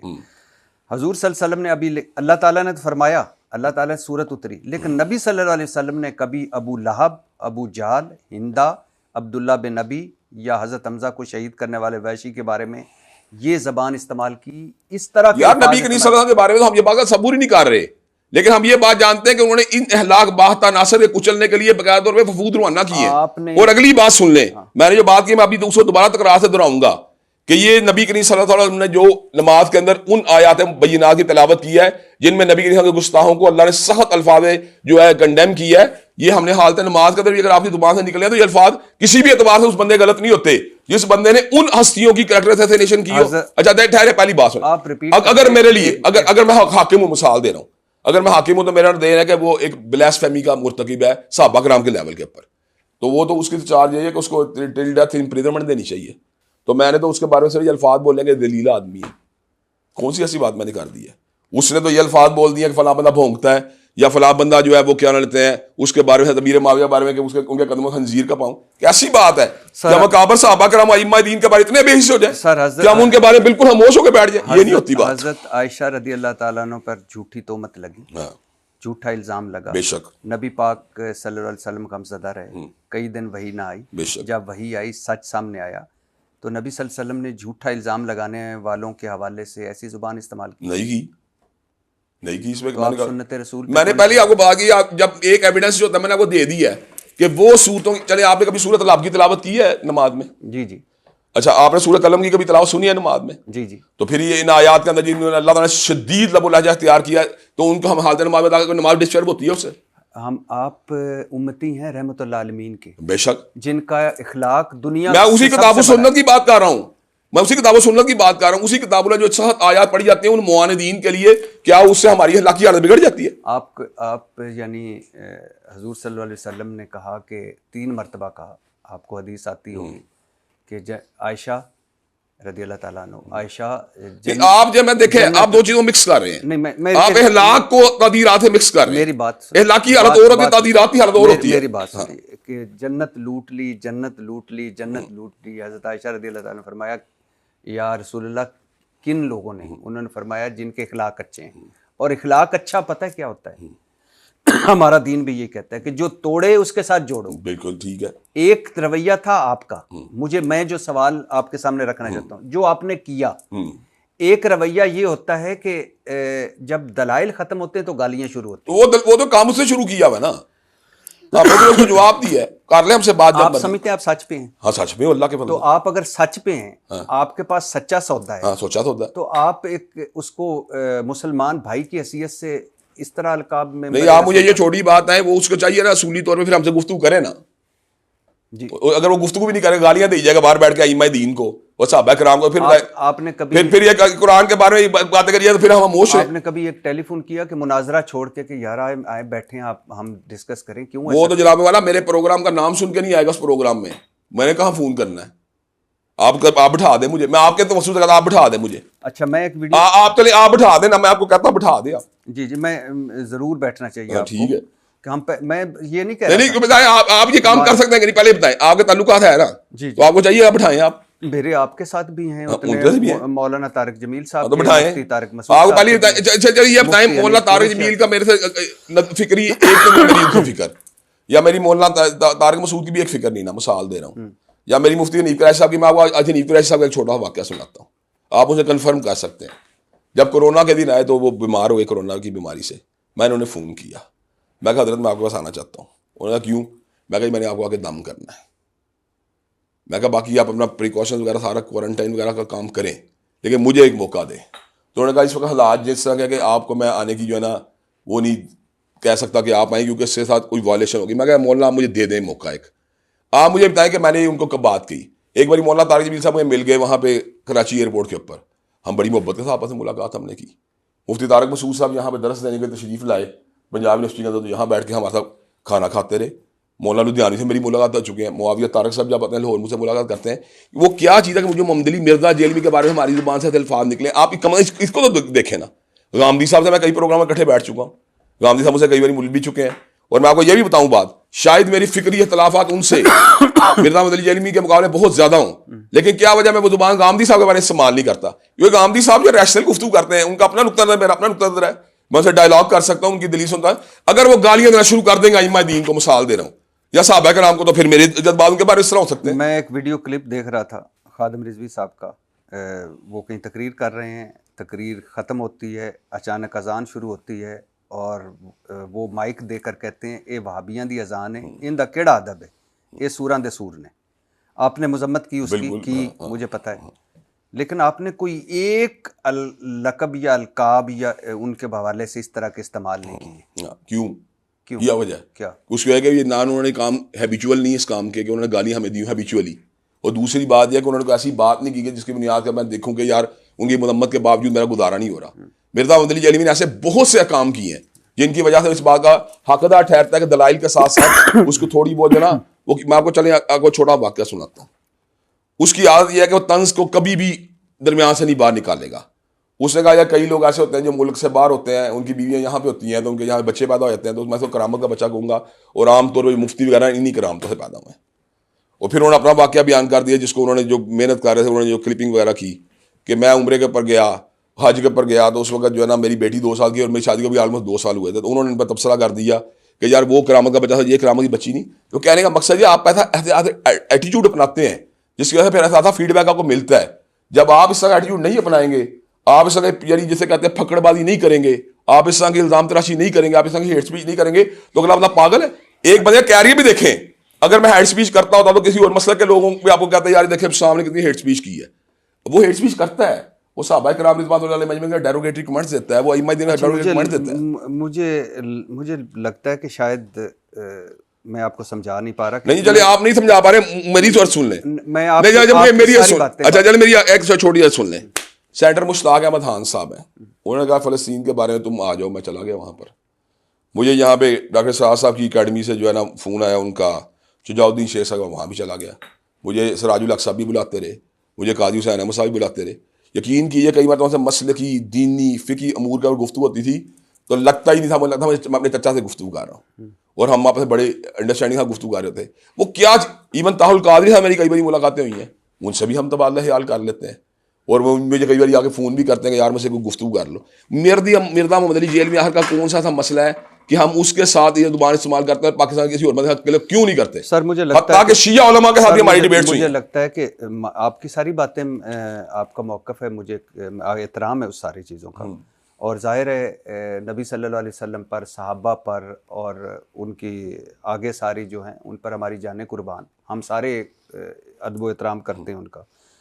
लेकिन मुझे लगता है कि जो हमारी नफ़रत और तकसीम है ना, जेन्युइन बुनियादों पर भी हो और ना जेन्युइन बुनियादों पर भी हो, ये चीज़ें, एक तो सवाल सुन लीजिएगा, एक तो ये चीज़ें मज़ीद हमें तकसीम करती हैं। दूसरी बात यह है कि मुझे लगता है कि जब दलाइल ख़त्म हो जाते हैं तो फिर गालियाँ शुरू हो जाती हैं। तो दलाइल ख़त्म हो गए, आपने गालियाँ देनी शुरू कर दी, हमने क्या किया? याद ये बताया ना, हम गालियों को इनिशिएट कर रहे हैं। या ये कह के मैंने कहा, तो मैंने अच्छा बाबा इसहाक साहब थे मतलब उसका उस्ताद, तो मैंने कहा दिया मिर्जा जली तो फला, यानी कोई मैंने डेरोगेटरी कमेंट देकर उनका जिक्र किया, मैंने किसी उस्ताद को बुरा बोला कह दिया। चलिए ये बताएं, मैंने स्पेसिफिक उसकी बात की जो मेरे अइम्मा को गालियां दे रहा है, जो अइम्मा अहले सुन्नत को गालियां दे रहा है, जो हर बंदे को जो है ना उसका ऑपरेशन करने के चक्कर में है, जो किसी बंदे का लिहाज करने के मूड में नहीं है। सर आपकी तकरीर जब मैं क्लिप्स आपके सुन रहा था मेरे रसूल पर बैठकर, हमारा ये मुल्क ऐसा है कि जहाँ बहुत हम मोहब्बत करते हैं अपने आइमा कराम से, अपने साहबा से, अपने नबी से, लेकिन बंदा नहीं कर रहा है हम सारे करते हैं, लेकिन उसका इशू ये होता है कि कोई भी उठकर खुदा न खास्ता कुछ भी कर दे। छोटी बात है, हमने कभी एक्स्ट्रा जुडिशियल एक्टिविटी की हिमायत नहीं की आज तक। अगर हमने गुस्से का इजहार भी किया तो हमने भेजा कि कानून के दायरे में होना चाहिए काम। इसके बावजूद हमने कोई ऐसी बात नहीं की जिसमें उनको थ्रेट ही किया आज तक। अच्छा मुझे चलिए एक नफरत का इजहार ही किया ना, किस में किया, किस बात में किया है? मुझे अपनी बात में किया है। मुझे गालियां दे जितनी मर्जी, मैं आपको गारंटी देता हूं कि मुझे गालियां दे, मैं उसको कुछ नहीं कहूंगा। अच्छा मुझे लगता है कि ये जो सख्त जुबान है आपको वरासत में मिली है। भाई ऐसी कोई बात नहीं। आपके वालिद इल्लामा एहसान अली ज़हीर साहब वो कोई वो नहीं करते थे कि किसी को उनकी इज्जत डाउन करना या कोई ये करना, लेकिन बहुत सख्त तनकीद करते थे। मुझे ऐसा लगता है कि शायद वरासत में नहीं। आपको छोटी बात है, अगर मेरी ये वरासत होती मैंने कईयों में की होती। आपको क्यों नहीं बंद मिली, जेल में कोई और बंदा मिल रहा? चलिए मुझे बताएं, कोई और तो मिलना चाहिए ना आपको। इवन कि मैं सियासी मुखालफत के भी असूलों का दाब्तों का कायल हूँ। मैं कहता हूँ यार इमरान खान की मुखालफत करनी है तो उसके एक असूल दाब्ते होने चाहिए, शहबाज शरीफ के भी होने चाहिए। अगर हाँ कोई बंदा मेरे अइम्मा को गाली देगा या मेरे साहबा को गाली देगा तो फिर मैं उसको जरूर उसको जवाब दूंगा, ऐसा जिसको थोड़ी उसे तसल्ली हो। वो आपके नहीं, वो हमारे सारों तो यही कह रहा हूँ। तो फिर और मिर्जा चलिए ये बताएं, अगर उनको करेगा तो फिर आपको कोफ्त नहीं होती। मैं अभी उन पे वन आता हूँ, मैं इसी पे आता हूँ। अच्छा मैं आपके वालिद साहब की बात की। आपके वालिद साहब ने किताब लिखी बरेलवियत, इसमें लिखते हैं वो अहमद रज़ा बरेलवी का रंग नहायत स्याह था, इनके मुखालफिन अक्सर चेहरे की स्याही का ताना दिया करते थे। इनके खिलाफ एक किताब लिखी गई है, चिपकी मिट्टी काले चेहरे वाले के मुंह पर। अहमद रज़ा बरेलवी नईफ़ नज़ार थे, दर्द गुर्दा और दूसरी कमज़ोर कर देने वाली बीमारी में मुबतला थे, कमर की दर्द का शिकार रहते थे। इस तरह सर दर्द और बुखार की शिकायत भी अमूमन रहती थी। इनकी दाएँ आँख में नुक्स था, इसमें तकलीफ़ रहती थी। ये आँख पानी उतर आने से बेनूर हो चुकी थी। एक मरतबा अहमद रज़ा बरेलवी के सामने रोटियाँ और सालन रखा गया। उन्होंने सालन खा लिया मगर रोटियों को हाथ तक न लगाया। बीवी ने पूछा सिर्फ सालन खा लिया, रोटी नहीं खाई? बोले मुझे तो रोटियां नज़र ही ना आई, हालांकि रोटियां सालन के साथ रखी हुई थीं। जनाब बरेलवी नसियान में भी मुब्तला थे, इनकी याददाश्त कमज़ोर थी। एक बार दौरान गुफ्तगू ऐनक ऊँची करके माथे पर रख ली। इसके थोड़ी देर बाद ऐनक तलाश करने लग गए, भूल गए कि ऐनक इनके माथे पर है। काफ़ी देर परेशान रहे, अचानक हाथ माथे पर लगा थोड़ी और ऐनक माथे से नाक पर आ गई। तब पता चला ऐनक तो माथे पर थी। अब वो बरेलवियत पे किताब लिख रहे हैं और 350 पहला सफ़े के अलावा आपको कुछ नहीं मिला। और बरेलवी के 350 पहले सफ़े के अलावा और बरेलवी के फ़िक़्ह बरेलवी के सबसे बड़े जो हैं अहमद रज़ा बरेलवी, उनके बारे में लिख रहे हैं काला शख्स था। ये तो आप बता चुके हैं, बार बार एक बार रिपीट करने का क्या फायदा? काला शख्स था नहीं, ये तो आप पहले बता चुके हैं। बात सुन लीजिए, यही कह रहा हूं आप, ये एक बार इसको आपका क्या हाल, ग्रेविटी बढ़ जाएगी उसको दोबारा रिपीट करने से? ग्रेविटी नहीं बढ़ेगी। काला शख्स था, ग्रेविटी से बढ़नी नहीं, आप जितना मर्जी तोड़ ले उन्हीं बातों को रिपीट करके। मैं आपसे अर्ज करना चाहता हूं, आप मेरी बात सुन लें।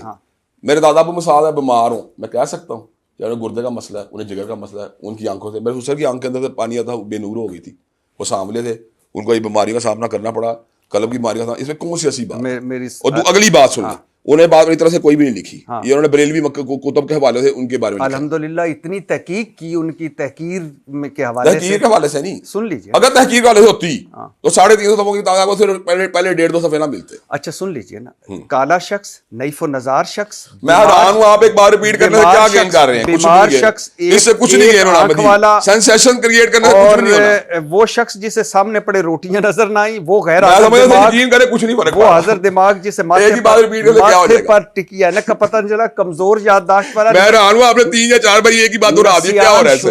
अच्छा चलिए एक बात है, 350 सफ़ों की किताब में से आपने पहला 150 पढ़ दिया। ये बरेलवियत पे किताब, मैं आपको यही अर्थ कर रहा हूं, आपने 350 से पहला 150 पढ़ दिया है, उसके आपने कायद की बहस के अंदर जाने की कोशिश नहीं की, और इल्मी बहस में जाने कोई नहीं कि आपने उसका वो हिस्सा लगा दिया, इसको आप स्टिग्मा लगा सकते हैं कि यार ये देखिए उन्होंने क्या किया। अच्छा मुझे जो छोड़े, एक मैंने 20 किताबें लिखी हैं, उससे एक किताब का ये बात अगर लिख दी है किसी हुलिये के बारे में और लिखी भी उनके हवाले से जो उस मसलक के लोग हैं या उस फिरके के लोग हैं, तो आप उसकी बाकी तालीमात का जिक्र नहीं कर रहे कि उनका हमारा इख्तिलाफ तवस्सुल के मौजू पे है, या उनसे हमारा जो इख्तिलाफ है वो अल्लाह तबारक व तआला की इस्तिआनत के हवाले से है, या कब्र पुख्ता करने के हवाले से है, या इन दीगर अमूर के बारे में आप उनको नहीं एड्रेस कर रहे जिससे पब्लिक को फायदा पहुंचे। आप सिर्फ उस चीज को कह रहे जिससे यूं लगे कि उसे तकसीम की बात हुई, ऐसी बात नहीं है। उन्होंने इस बात को लिख दिया और बाकी सारा कलम उन्होंने जो है ना एक फिक्री अमली एतकादी गुफ्तगू की है उसके बाद। मैं सिर्फ ये कह रहा था कि किताब लिखी हुई, जो मैं समझाना चाह रहा था, किताब लिखी हुई है बरेलवियत पे, इल्मी बहस जो आपने अभी सारे की है कि ये ठीक नहीं, ये ठीक है, ये गलत है। मैंने अभी तक ठीक है दुरुस्त फैसला किया ही नहीं। मैंने कहा वो आपने वो मौजूद नहीं छेड़े जो असल इख्तिलाफी थे। मैं इसीलिए तो इस पे कर रहा हूं कि किताब बरेलवियत पे है। उन्होंने पूरे जहान की तहकीक की अहमद रज़ा बरेलवी पे, और वो सारी बातें लिख दी जो उनकी शख्सियत को डाउन करती हैं। नहीं, ये किताब देवबंदी के हवाले से लिखी है तो फिर उन्होंने ज्यादती की है। अगर बरेलवियों का फिर क्या ज्यादती की बात है बताएं। बरेलवियों के लेवल कोई ज्यादती नहीं। बरेलवियों के हवाले से लिखे तो क्या ज्यादती की? उनसे सबसे बड़े को काला शख्स नहीं, ये तो ये बताएं अगर रियाल में लिखा है ज्यादती की है। मैं कहता हूं उन्होंने अगर रियाल देवबंदी का हवाला लिया ज्यादती की है। अगर उन्होंने रियाल देवबंदी का हवाला नहीं दिया फिर आप किस तरह ज्यादती कह सकते हैं? आप इसको ज्यादती नहीं समझते। मैं समझता हूं उन्होंने जो बातें की बरेलवी कुतुब में से की। आप इसको सख्त जबान नहीं समझते। मैं समझता हूं कि उन्होंने सारी इत्तेकादात की गुफ्तगू की, या फिर 150 सफ़े को अपना टारगेट कर रहे हैं। नहीं, आप इसको सख्त जबान। मैं समझता जो उन्होंने किया बरेलवी कुतुब से किया, सख्त जुबान होना या ना होना एक अलग बात है। आप नहीं समझते इससे बरेलवी हर्ट होंगे? मैं समझता हूँ बरेलवी जो हैं उनको उन्होंने कोई ऐसी बातें की आपने सूरों का सूर बयान किया ना, तो हमने उनकी मदमत कर ली, बात खत्म।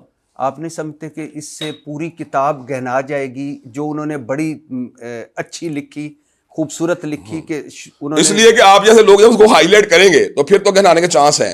अगर वो बंदा जो आगे पढ़ेगा, मेरी बात सुन ले मेरे भाई, एक मेरी सुन ले, अगर आप नंबर 1 से 300 350 तक पूछेंगे तो इस बात की अहमियत कोई नहीं रहेगी आपके अंदर। मेरे भाई मैं ये क्यों डिस्कस कर रहा हूँ? क्योंकि आपके वाले साहब ने लिखी हैं। तो मैंने कहा कौन सी ये बात की कि नहीं लिखी उन्होंने? हाँ, ये बताया मैंने कब क्या नहीं लिखी? तो ये बरेलवियत में अगर ये ना लिखते तो बरेलवियत मुकम्मल ना होती। मैंने तो आज ये बकाई की नहीं।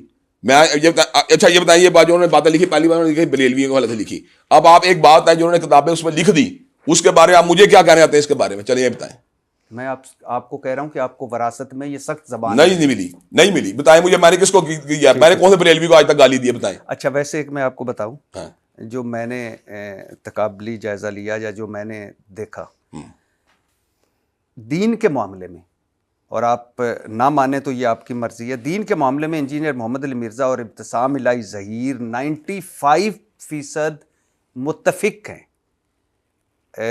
जो अहले हदीस का अकीदा तौहीद है, इसकी मैं बार बार उनसे उनके मुंह से तारीफ सुनते देखता हूँ। कुरान, रसूल और तौहीद 95% मुझे लगता है कि आप दोनों मुत्तफिक हैं। अकायद के अंदर कई मुकामात पे आपने मुत्तफिक किया, लेकिन हम 95% मुत्तफिक नहीं है। कितने फीसद होंगे? मैं ये समझता हूँ कि वो कई ऐसे काम करता है जिनसे मुझे शदीद इख्तिलाफ है।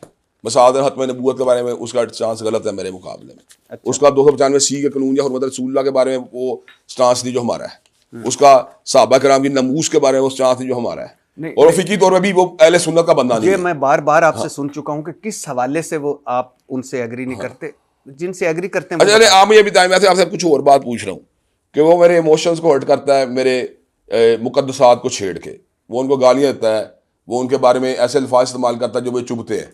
तो मैं उस वक्त बतौर एक अपने नबी का गुलाम होने के नाते या सहाबा किराम का एक मामूली सा एक परवाना होने के नाते अगर मैं रद्दमल दिया तो अभी तक भी आप एक ऐसा रद्दमल का जुमला या लफ्ज़ साबित नहीं कर सकते जो उसके लेवल का हो।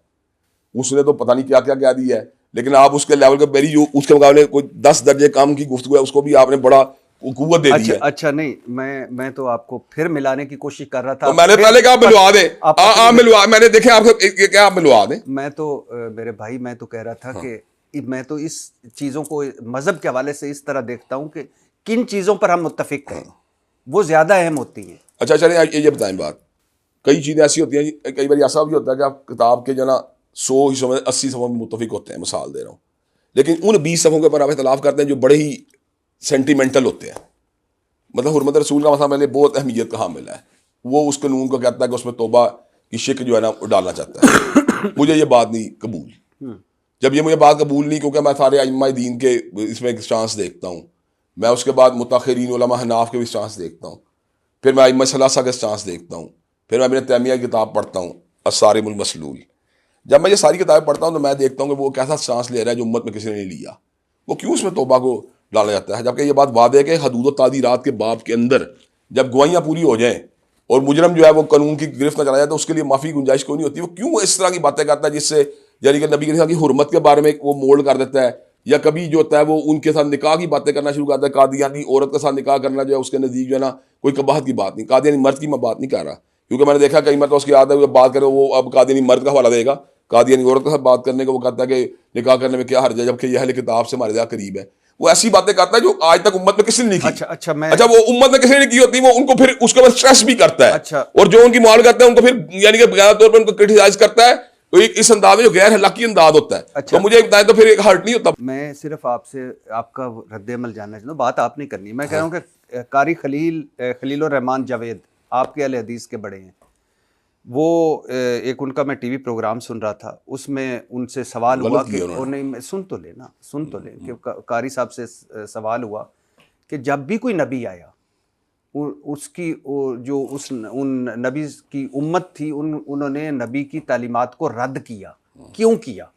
तो कारी खलीलुर रहमान जावेद साहब फरमा रहे थे कि जब भी कोई नबी आया उसने पैगाम दिया अल्लाह का, तौहीद का या शरीयत का अपने वक्त के मुताबिक, तो उस उम्मत के बड़े सफ़ेद दाढ़ियों वाले बुजुर्गों ने कहा कि ये कल का ये बात सुन ले अब आप पूरी बात बता दें आप पूरी बात। मैं कह रहा हमने हवाला नहीं देखा कहीं। मैं आपको क्लिप भिजवाऊंगा, आप देख नहीं, क्लिप की बात नहीं मैं कर रहा, मैं कह रहा बात बिला सनद है। अच्छा तो उन्होंने कहा कारी खलीलुर रहमान जावेद साहब ने कि वो लोग कहते थे, उम्मत वाले कहते थे कि ये कल का छोकरा आकर हमें हमारा। अच्छा आप एक सेकंड ठहरेंगे, यहाँ मैं एक इनपुट मैं दे लूंगा इसके अंदर। आपने डॉक्टर सरार की बात भी करनी है, आप सुन लीजिए, आपने डॉक्टर सरार की बात भी करनी है, आप एक इनपुट मेरी डॉक्टर सरार की बात सुन लीजिए, आप मेरी एक इनपुट ले लें, आप एक छोटी इनपुट मेरी ले लें, इसरार साहब की बात भी सुन लें फिर जवाब दें। डॉक्टर इसरार अहमद साहब बता रहे, वो उन्होंने एक वाक़या सुनाया कि अब्दुल्ला बिन उबई ने कोई बात की तो वहाँ ज़ैद बिन अरकम, अगर मैं गलत नहीं हूँ, नौजवान साहबी थे, तो उन्होंने वो बात सुनी, उन्होंने रसूलुल्लाह सल्लल्लाहु अलैहि वसल्लम को आकर बताई, तो रसूलुल्लाह सल्लल्लाहु अलैहि वसल्लम हमारी जाने कुर्बान वो उन्होंने बुला लिया अब्दुल्ला बिन नबी को। अब्दुल्ला बिन नबी जो मुनाफिक थे वो मुकर गया वो। तो उसके बाद रसूलुल्लाह सल्लल्लाहु अलैहि वसल्लम खामोश हो गए।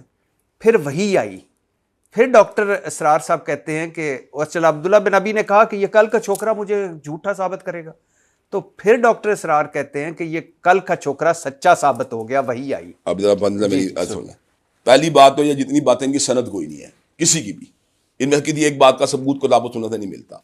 दूसरी बात है ये बात मुआनदाना तौर पर मिर्जा ने भी कोर्ट की, डॉक्टर साहब ने कोर्ट की कारी लिया अपने नाम लिया, लोगों ने मुआनदान यानी दुश्मनों से कोर्ट करवाई ना, लेकिन मिर्जा अपनी इस जिद का यहाँ चला गया कि उसने अल्लाह पे भी कहा दिया। ये तो पहली बात है मुखालफों तक थी कि मुखालफ थे, अब उसने कह दिया कि अल्लाह ने इब्राहिम। अच्छा आप इसके बारे में क्या कहेंगे? अच्छा आप आगे आप ये देखिए, आप आपने बात पे आप ठहरना भी चाहिए ना, आप उसने कहा दिया इब्राहिम अल्लाह। अच्छा आप आगे आ जाइए, कुरान जी की गालियों वाली बात नहीं, फ्रेंच में गालियां। हाँ। अब उन्होंने इसकी 3 मिसालें दी, मैंने ये 18 मरतबा क्लिप देखा, इस वजह आप ये अल्फाज बोलेंगे नहीं कि फ्रेंच में गाली हैं। अब आप सुनेंगे, हाँ, बताएं। हाँ। कि उन्होंने कहा कि कुरान समझ के पढ़ो, ठीक है, तर्जमे से पढ़ो, इंजीनियर मोहम्मद अली मिर्जा कह रहे थे। और फिर उन्होंने कहा कि भाई मिसालें दी, 3 मिसालें दी।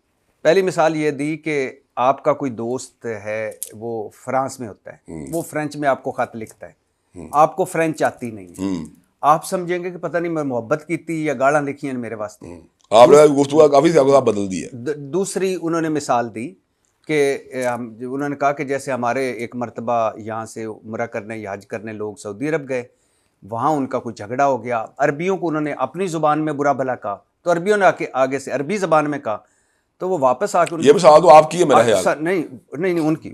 अच्छा फिर वापस आके तो उन्होंने बात जैसे फैमिली में बात थी, उन्होंने कहा यार बड़े अजीब क्या लोग हैं, हम उनको बुरा भला कह रहे थे, वो हमें आयतें पढ़कर सुना रहे थे। तीसरा उन्होंने हवाला जो दिया वो था बांग्लादेश का, कि बांग्लादेश में बहुत सारी जगहों पे जहाँ लिखा होता है दीवार पे यहाँ पेशाब करना मना है, ये ना करें। बांग्लादेश में एक स्टडी हुई, उन्होंने ये हवाला भी उन्होंने कहा स्टडी उन्होंने अरबी में लिख दिया ज़ुबान में कि जैसे यहाँ पेशाब करना मना है। तो लोग आते थे तो देखते थे अरबी ज़बान में वो तहरीर लिखी हुई और उधर से निकल जाते थे। अब मिसाल में कौन सी मिसाल अच्छी है? अब मुझे ये बताइए कि एक मिसाल देते हुए आप इतने बड़े आलिम दीन हैं, मेरी बात सुने, मैं कुरान जी का सारी मिसाल कबूल करता ही नहीं कि आप कुरान से पढ़ते हैं, पता फ्राइंग में गालियां दे रहा हूँ। ये जुमले के अंदर अगर जुमला मैं गलत बयान कर रहा हूँ आप मुझे रोक दे। जब एक बंदा मिसाल देते हुए चाहे कह रहा है, मुझे ये बात है मैं कबूल नहीं कर सकता, मैं कुरान के बारे में बंदा कहेगा आपका कुरान पढ़ना जो बगैर अंडरस्टैंडिंग इस तरह आप फ्राइंग में गालियां दे रहे हो, कोई यार मिसाल तुक नहीं बनता इस मिसाल का। चलो आपका एहतराम है मुझे राय का। मैं वैसे बता रहा था कि ये मैंने 18 मरतबा देखा, 18 बार देखा, लेकिन अफसोस मुझे हैरानी इस बात के ऊपर हो रही है, वादे बात अंदर कह रहे हैं कि आपका कुरान पढ़ना इस तरह है जिस तरह फ्रेंच में गालियां देना। मिसाल दे के समझा यार क्यों दी है ये मिसाल?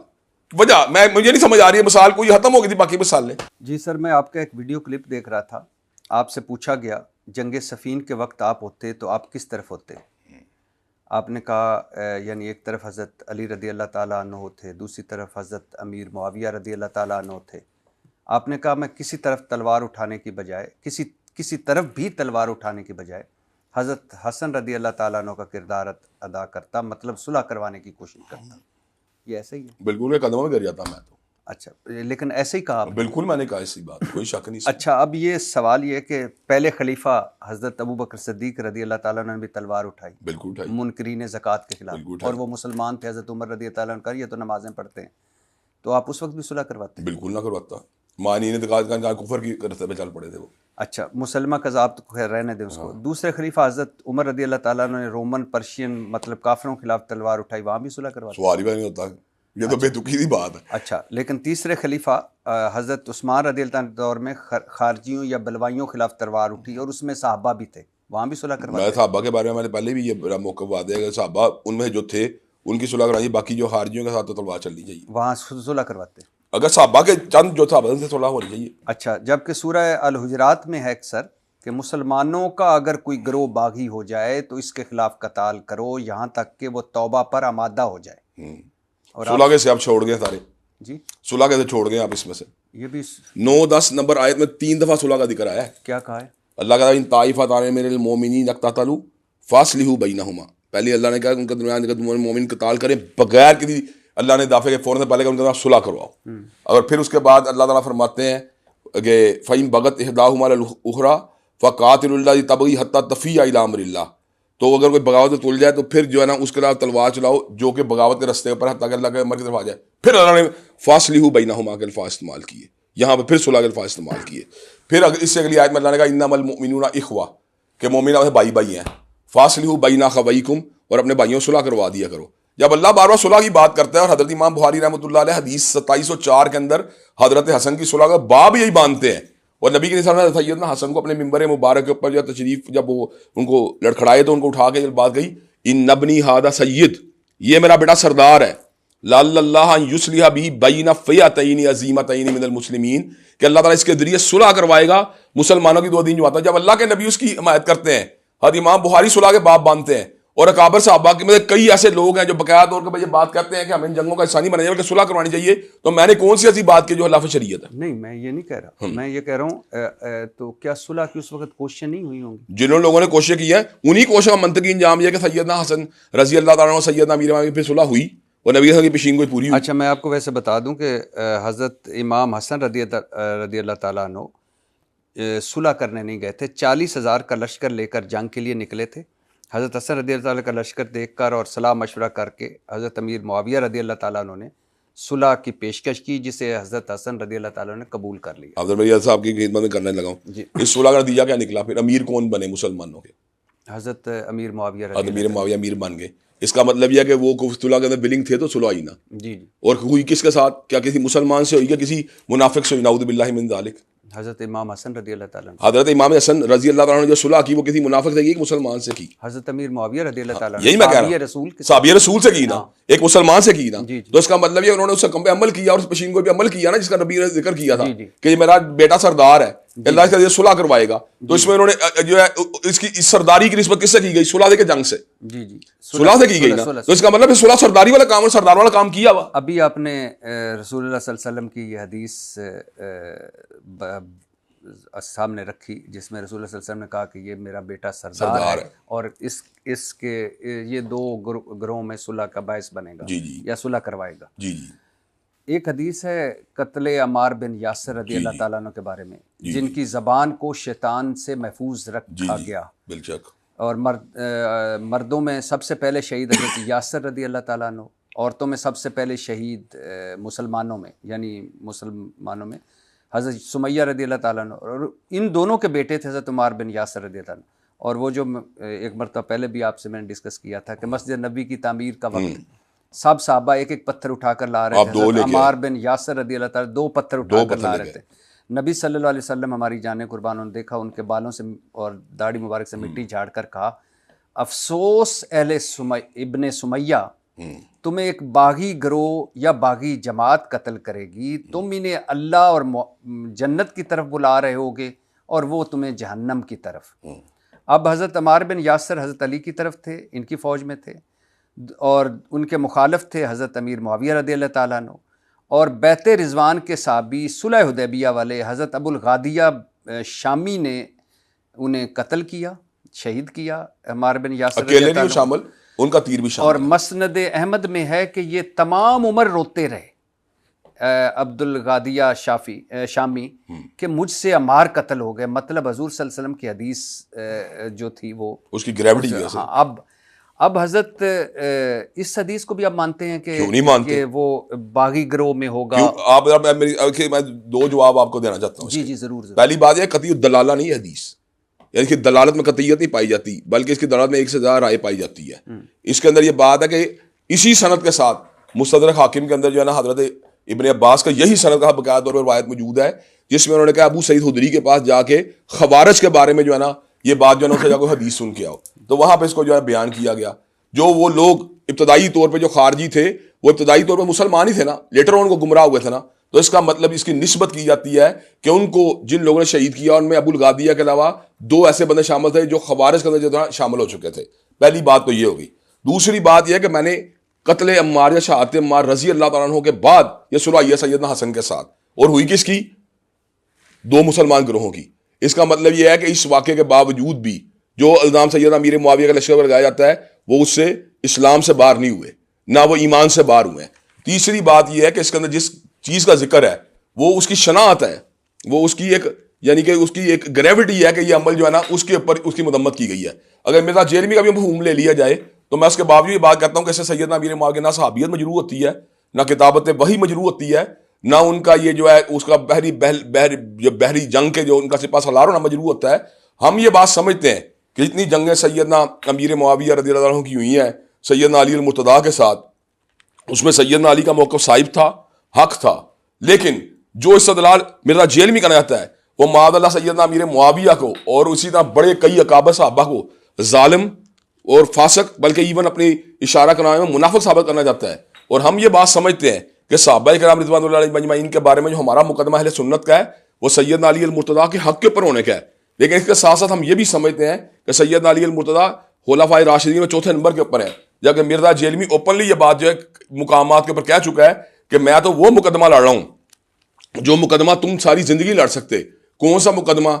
जो वहां पे जनाब वाला जिस मुकाम के ऊपर नबी करीम ने ये बात कही थी कि अली मौला, तो वहां पे अहले सुन्नत के यहाँ जो है इसका तसव्वुर जो है वो एक खुशबरी का है, जबकि अहले तशय्यो के यहाँ पे ये मुकदमा जो है उनकी इमामत का है। तो उसने कहा यार मैं तो वो वाला मुकदमा लड़ रहा हूँ जो तुम मुकदमा जो है ना जो नहीं तुमसे लड़ा जा रहा। इसी वजह से उसने सैयदना सिद्दीक अकबर के पहले मादी खलीफा का जिक्र तो किया है, लेकिन पहले रूहानी खलीफा मानने में उनको तैयार नहीं है। तो इसका क्या मतलब है? उसका मुकदमा बुनियाद अहले सुन्नत का मुकदमा नहीं है, अहले सुन्नत यहाँ पर सैयदना अली हक के ऊपर है और उसका सैयदना अमीर मुआविया की हितायत तहद्दी है, लेकिन वो जो साबित करने आता है वो चीज साबित नहीं होती। हजरत अली रज़ी अल्लाह ताला गदीर खुम का जो मुकदमा जो यहाँ पे राफजियों का यहाँ पे जो मुकदमा है मिर्ज़ा जेलमी वो मुकदमा लड़ रहा है। हजरत अली रज़ी अल्लाह ताला उन्होंने भी जो कनूत नाज़िला है उसमें भी उन्होंने कहा मैं अल्लाह ताला से उम्मीद करता हूँ कि अल्लाह इन्हें भी माफ़ कर देगा, मगर क़यामत वाले दिन मेरे और मुआविया रज़ी अल्लाह ताला इसलिए ये वाक़या नहीं था सुलह का, मेरे हाँ जी जी मेरे और मुआविया रज़ी अल्लाह ताला के दरमियान तय होगा अल्लाह के हजूर। और आपके करने लगा ये जिसका सैयदना अली अल-मुर्तज़ा के अल्फाज के हैं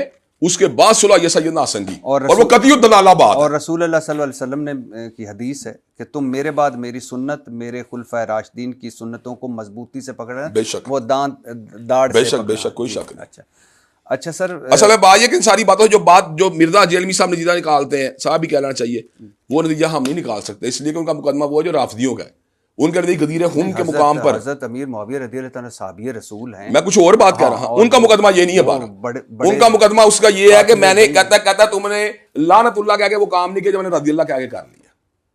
नहीं, क्या ये जुमला है? आप चेक कर लें। मैंने नहीं सुना। मैंने सुना है। अच्छा। मैंने सुना, आपको कुछ थोड़े मेरे कानों पर भी इतबार करने चाहिए। जी मैं करता हूँ, मैं आपकी राय का एहतराम करता हूँ, मैं जरूर राय का नहीं, कानों का भी करें। मैं जरूर अपने कानों में भी ये सुनना चाहूंगा। सवाल सुन ले आप जाएं सुने। अच्छा सर, अब्दुल्ला बिन मोहम्मद बिन अब्दुल वहाब, अच्छा आपके मोहम्मद बिन अब्दुल वहाब के 6 बेटे थे, अब्दुल्ला, अब्दुल अजीज, इब्राहिम, अली, हुसैन और हसन। अली, हुसैन और हसन की। अच्छा अगली बात जरा सुनो थोड़ी है सर। बड़े काबिर उलमा है जिसका नाम जो है हुसैन उनके नाम में आता है। हमारे बहुत बड़े हदीस है पंजाबी के मौलाना मोहम्मद हुसैन शेहूपुरी, हमारे बहुत बड़े शेहुल कुल गुजरे हैं। सैयद नज़ीर हुसैन मुहद्दिस देहलवी हमारे यहाँ में हमारे बड़े गहरे दोस्त हैं। मौलाना अब्दुल रहमान मदनी के बेटे हैं, एक का नाम डॉक्टर हसन मदनी, एक का नाम डॉक्टर हुसैन मदनी। हमारे एक बड़े करीबी दोस्त है शाहिद रफीक साहब, उनके बेटे का नाम, एक बेटे का नाम है हसन, एक का नाम है हुसैन। मेरे नाना हाफिज मोहम्मद गोंदलवी जो बड़े हदीस के उस्ताद थे, उन्होंने अपने एक पोते का नाम रखा मोहसिन अली और एक अपने नवासे का नाम रखा हसन अली। तो ये हम ये बात समझते हैं, ये तो कोई ऐसी बात ही नहीं। आपके बच्चों में कोई है हसन हुसैन? मैंने आपको इतनी मिसालें दे दी हैं, क्या वो काफी नहीं आपके लिए? मैं वैसे पूछ रहा हूँ। तो इंशाल्लाह कोई बेटा इनका होगा तो नाम रख देंगे इंशाल्लाह। अच्छा नहीं, मैं ये नहीं मैं ये कह रहा हूँ इंशाल्लाह कोई होगा ना। अब जरा सुने मेरी बात, इंशाल्लाह अगर होगा तो रखेंगे नाम। मैं ये नाम आएगा इंशाल्लाह। मैं ये नहीं कह रहा, आपने मुझे कई मरतबा कहा है कि वो हमारे सर का ताज है। तो मैं उस हवाले से बिल्कुल नहीं कह रहा, मैं वैसे पूछ रहा था। ये मैंने इसलिए आपने चूंकि थोड़ा इस्तेजाब किया ना कि उनके बेटे के नाम थे, तो मैं आपको बताया कि हमारे यहाँ पे आम बात है। लेकिन चूंकि ये अब्दुल वहाब साहब, मोहम्मद बिन अब्दुल वहाब साहब चूंकि बड़े हैं ना, इसलिए मैं बड़े उलमा में शुमार होते हैं। जी इसलिए मैं बात कर रहा हूं। मोहम्मद बिन अब्दुल वहाब के बेटे अब्दुल्ला ने किताब लिखी सीरत रसूल, 800 सफ़हात की किताब, एवार्ड याफ्ता सीरत पर जो किताब है सफ़ीर रहमान मुबारकपुरी की किताब अर्रहीकुल मखतूम, उसमें अब्दुल्ला बिन मोहम्मद बिन अब्दुल वहाब की किताब के जगह जगह हवाले हैं। इसके सफ़ा नंबर 282 पर है कि हज़रत अमीर मुआविया रदी अल्लाह ताला अन्हु ने अहले शाम समेत हज़रत अली रदी अल्लाह ताला उनकी बैत नहीं की, अहले शाम समेत। फिर ना सिर्फ इनकी मुखालफत की बल्कि इन पर कत्ल उस्मान में आनत और इस पर रजामंदी का इल्ज़ाम भी धरा, मगर अल्लाह ताला ने इनको इससे बचा लिया। ठीक है, ये बरी है सैयदना अली अल-मुर्तज़ा, कोई शक नहीं इस बात में। सैयदना अली अल-मुर्तज़ा के बारे में गुमान करना कि मादअल्लाह सुम्मा मादअल्लाह उनके यहाँ पे कोई ऐसी बात है, यानी कि उनके ऊपर कोई मामूली सा भी शाइबा करना, ये तो हराम है उनके बारे में। जी अच्छा, फिर सवाल है, अब्दुल्ला बिन मोहम्मद बिन अब्दुल वहाब की किताब सीरत रसूल में भी है कि बनु उमैया दौर में 60 साल मिंबरों से ये बात साबित हजरत अली पर सब्बो शितम होती रही, मगर अल्लाह ताला ने इनकी शान मजीद बुलंद कर दी। ये बात साबित नहीं है सब्बो शितम वाली। ये जो सही मुस्लिम की हदीस, ये इसमें राजुल मिन आली मरवान है, एक मजहूल आदमी आले मरवान में से। तो मैं ये बात वादे तौर पर कहना चाहता हूँ कि बनु उमैया के जो गलत लोग हैं वो गलत ही हैं। जी जी। आप ये देखें, सैयदना उस्मान बनु उमैया में से, सैयदा उम्मे हबीबा बनु उमैया में से, सैयदना अमीर मुआविया बनु उमैया में से, सैयदा रुकैया सैयदा उम्मे कलसूम बनु उमैया के अंदर ब्याही गई हैं। इसका मतलब यह है कि जो लोग मुकाम वाले हैं, जिस बंदे ने शनी फेल किया है वो खुद इस फेल का जिम्मेदार है, वो गलत है। अब अबू लहब जो वो हाशमी है, इसके बावजूद अल्लाह ने पूरी की पूरी सूरत जो उसके बारे में उतार दी। हाँ, ये लोग जो किसी भी कबीले से हों उससे पूरे कबीले को टारगेट करना ये जहालत है। इस्लामी नस्बियतों को तोड़ने के लिए आया है। इस्लाम ने कभी नहीं कहा किसी कबीले को पूरा टैग करके कहोगे पूरा कबीला बनु उमैया को अब बदी के लामत में, ये नहीं करना चाहिए। ये कौन करते हैं? ये मिर्जा जेलमी साहब करते हैं। नहीं, मैंने रदी अल्लाह ताला अन्हु सुना नहीं। आप बताए बनु उमैया का नहीं टारगेट करते? नहीं, आले उमैया उनका लफ्ज़ होता है। इवन उन्होंने मोहम्मद बिन कासिम को माफ नहीं किया। अच्छा ये अगली बात, उन्होंने मोहम्मद बिन कासिम को माफ नहीं किया। अच्छा, मैं वो होता है कि सम टाइम होता है कि आप पे ना वाजिब हो जाता है, हालांकि मुझे कोई ज़रूरत नहीं है, आप भी आलम है, वो भी आलम है मेरी नज़र में, तो कोई ज़रूरत नहीं। मैंने बहुत दफ़ा उनके जब आ रहा था, ये जैसे मैं लेक्चर सुन के उनके आ रहा था आपके साथ, आपके भी सुने उनके भी, हर मर्तबा रदी अल्लाह ताला अन्हु उन्होंने कहा है, हज़रत अमीर मुआविया रदी अल्लाह ताला अन्हु हर मर्तबा कहा है कि अल्लाह उनका और हज़रत अली रदी अल्लाह ताला अल्लाह के हज़ूर उनका होगा। और दूसरी फिर आपने मेरे कान वाली बात छोड़ दी, फिर मेरे कान वाली बात छोड़ दी। और एक मर्तबा मैंने ये मैं कैटेगरिकली इसलिए कह रहा हूँ कि उन्होंने एक मरतबा कहा कि बनु उमैया पूरों के हम कोई खिलाफ थोड़ी हैं, हमने तो उनके कुछ वाक़यात पे ये बात कर रहे हैं। बहरहाल उन्होंने ये बंदे ने सवाल किया, यार रज़ी अल्लाह क्यों कहते हैं? कहते दिल पे पत्थर रख के कहते हैं। नहीं, मैंने नहीं सुना। तो सुन लेना, मेरे कान में थोड़ा बात तो कर ले। अच्छा, हम तो मोहब्बत से कहते हैं। हम मोहब्बत से कहते हैं, यही बात है। हाँ, अच्छा ये लेकिन ये आप ये सही मुस्लिम की हदीस 6229 6229 तो मैंने पहले का एक मजहूल बंदे अबू तराब ये मैंने पहले का एक मजहूल बंदे के बारे में जिसका कोई आइडेंटिफिकेशन नहीं हो तो रही। ये मजहूल की हदीस होती है तो मैं साथ रहा कि यार बनु मैया के एक आदमी ने मिसाल मरवा के बंदे ने उनके बारे में सब कुछ खत्म की, तो इसका मतलब ये तो नहीं कि पूरे कबीले को उसके अंदर अटैक कर लिया जाए या पूरे कबीले को जो काम कर रहा है। अच्छा, मैं आपका एक वीडियो क्लिप सुन रहा था, बड़ा मज़े का वीडियो क्लिप है, जिसमें आप कह रहे थे कि अल्हम्दुलिल्लाह और बड़े जज्बे से कह रहे थे और मुझे बड़ी खुशी हुई, अल्हम्दुलिल्लाह अहले हदीस देवबंदी बरेलवी एक हो चुके, यानी वही बरेलवियत जिस पे आपके वाले साहब ने किताब लिखी और उसके साथ उनके साथ एक तरफ सुन ले मेरी बात, उनके साथ मिलकर तरीके भी चलाई उन्होंने। हाँ नहीं मैं अच्छा नहीं सुनिए अल्हम्दुलिल्लाह अहले हदीस देवबंदी बरेलवी एक हो चुके, एक तस्बीह की तरह एक। अब ना सिर्फ आपके वालिद साहब उम्र भर देवबंदियों और बरेलवियों के जो बिदती या जो इस्लाम से वो असल इस्लाम से वो दूर वो चीज़ें उनके कहते रहे, बल्कि अहमद ज़ा बरेलवी जिनको उन्होंने नहीफ़ो नज़ार कहा, बीमार कहा, बंदा हो ही सकता और बाद ही पकड़ काला कहा और नसियान शुदा कहा। अहमद ज़ा बरेलवी साहब की किताब है अहकाम शरीयत, इसमें जनाब बरेलवी साहब अहले हदीस को मुर्तद कहते हैं। खलील सहारनपुरी साहब की किताब है अल-मुहन्नद अल-मुगन्नद, और इसमें अहमद रज़ा बरेलवी साहब और उनकी जमात को शैतानी लश्कर कहते हैं, जबकि मोहम्मद बिन अब्दुल वहाब को खारिज और उनकी पूरी जमात को खारजी कहते हैं। तो वो तस्बीह, कभी आपने उनसे बात ज़रूर की, वो तस्बीह जो आप एक तस्बीह की तरह है, वो एक फ़िरका आपको मुर्तद समझता है, दूसरा खारजी समझता है। लेकिन इसके बावजूद अल्लाह का लाख लाख शुक्र है कि हम खत्म नबूवत के ऊपर, फ़दाइल सहाबा के ऊपर, हुर्मत रसूलुल्लाह के ऊपर, शायर दीन के ऊपर, इन तमाम अपने पस मंदर के बावजूद जो है आज भी इकट्ठे ना सिर्फ बैठते हैं बल्कि वाकई यकसू होकर काम करते हैं। इसका मतलब हमारे दिलों में कोई घुटन नहीं है कि मादी में कोई तहरीर लिखी गई है तो हम उसको दिल से लगा के बैठ जाएं। अगर मिर्जा जेलमी के अंदर भी हकीकतन इंसाफ आ जाए और हकीकतन वो सहाबा कराम की गुस्ताखी का रास्ता छोड़ दे और हकीकतन वो बनु मैया के बारे में अपने फिक्र के ऊपर जो है ना वो जो एक सुन्नियों का तस्वुर है उनके बारे में वो अपने अंदर ले आए और वाफस का तस्वुर से आज़ाद हो जाए तो हम तो उसको भी गले लगाने। अच्छा, मुल्ला अली कारी हनफी जो हैं, इनको आप कैसे समझते हैं? ज़ाहिर भाई बड़े हनफी आलम है, बड़े हनफी आलम, ज़ाहिर बात है। तो उन्होंने मिशकात की शेरा लिखी बिल्कुल मरका, उसमें वो कत्ले अम्मार बिन यासर रदी अल्लाह ताला के हवाले से लिखते हैं कि जब हज़रत मुआविया रदी अल्लाह ताला खबर पहुंच गई थी, यानी वो ही कि हज़रत अम्मार रदी अल्लाह ताला बागी गुरोह कत्ल करेगा उनको, तो वो बगावत से रजू करते, अतात कर लेते, मुखालफत छोड़ देते, खिलाफत की तलब छोड़ देते, मगर उन्होंने ऐसा ना किया।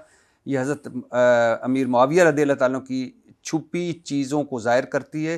खून उस्मान रदी अल्लाह ताला ने ढाल बनाए रखा। हज़रत अमीर मुआविया रदी अल्लाह के इस अमल की वजह से कुरान और सुन्नत को पीठ पीछे डाल दिया गया।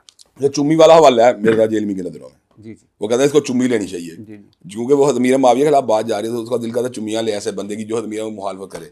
जब कोई और चांस लेगा कहेगा कि वो कहेगा मुल्ला अली कारी हनफी बोंक है, ये भी सुन लें आप उससे। सर मैं तो आपकी राय ले रहा हूँ मिर्जा जेलमी की, तो मैंने तो पहले आपको बताइए मैं उसकी बात राय से मुत्तफिक नहीं हूँ। एक अर्थ मेरी सुन ले, मैंने जिस तरह मोहम्मद अब्दुल वहाब के बेटे के बारे में बात किया कि हमारे लिए उनकी राय का पाबंद होना किसी की जरूरी नहीं होता।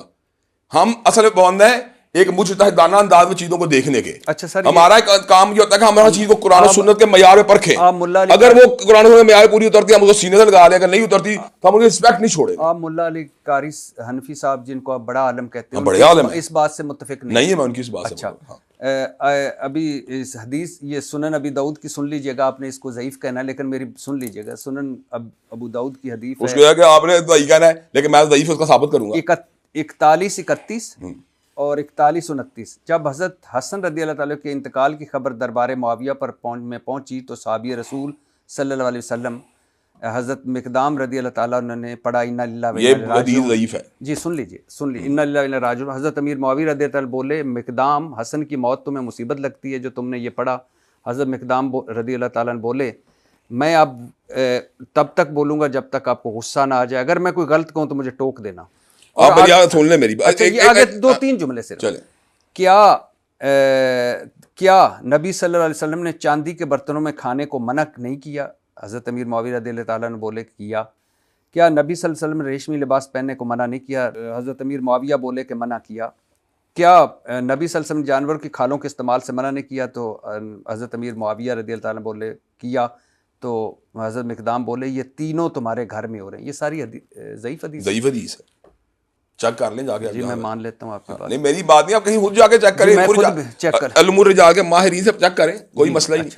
मैं आपका एक वीडियो क्लिप सुन रहा था जिसमें आपने कहा कि जो इंजीनियर मोहम्मद अली मिर्ज़ा साहब, ये इमाम तैमिया की शान में गुस्ताखी करने वाला है, इसकी औकात क्या है? औकात क्या है? हकीकत बात है, क्या औकात है? मैंने इमाम ओहो उस्मान का आफ्ताब, ये क्या औकात है? जी बड़े इमाम है, बड़े इमाम है। मैंने इस इमाम तैमिया पर इंजीनियर मोहम्मद अली मिर्ज़ा साहब के लेक्चर निकाले आपकी इस बात पे। इसमें इमाम तैमिया के हवाले से दो चीज़ें मैं आपके सामने, एक मेरी ये सुन लेंगे पहले, फिर आप दो चीज़ें रख देना। इसने कहा इमाम इब्न तैमिया के क़ीदे में करप्शन पाई जाती है, जी। ये इसका असल इल्ज़ाम है उनके ऊपर, और वो इस चीज़ को डिजर्व नहीं करते कि उनको एक बड़ा इमाम या बड़ा आलिम करार दिया जाए। क्यों नहीं डिजर्व करता? कि बंदा एक बंदे को उम्मत मानती है, अपना अल्लामा मानती है, यानी कि अहनाफ के बड़े बड़े उलमा उनको अपना यानी समझते हैं जय्यद आलिम दीन है, और बड़े बड़े मुतस्सब उलमा जो उनको जनाब बकायदा कहते हैं वो अल्लामा है, उनकी आरा से इख्तिलाफ करना मुमकिन है, लेकिन आप किस तरह कहते हैं कि आप उसको बड़ा इमाम या अल्लामा मानने के तैयार हैं? क्या आपको मसला है? जी मैं बिल्कुल ठीक आप कह रहे होंगे। इमाम जो दो चीज़ें वो मैं आपके सामने रख रहा हूँ। इमाम तैमिया की किताब है इक्तिदाए सिरातुल मुस्तकीम, दारुल इस्लाम पब्लिकेशन ने शाया किया। इसके सफ़ा नंबर 73 पर इमाम साहब लिख रहे हैं, मिलाद चैप्टर है जिसमें वो कहते हैं ये ईसाइयों से मुसलमानों ने लिया, अल्लाह ताला ने इस पर इस अल्लाह ताला इस बिद्दत पर नहीं, इस मोहब्बत और इज्तिहाद पर इन्हें सवाब देगा। ना तो इनका ये मौक़िफ़ ठीक नहीं है। ठीक नहीं, चलो ठीक है। अच्छा, फिर इमाम तैमिया आप जैसे मैं भी इस बात को मानता हूँ, आप भी मानते हैं कि हर बिद्दत गुमराही और हर गुमराही दोज़ख में ले जाने वाली है। कोई शक नहीं।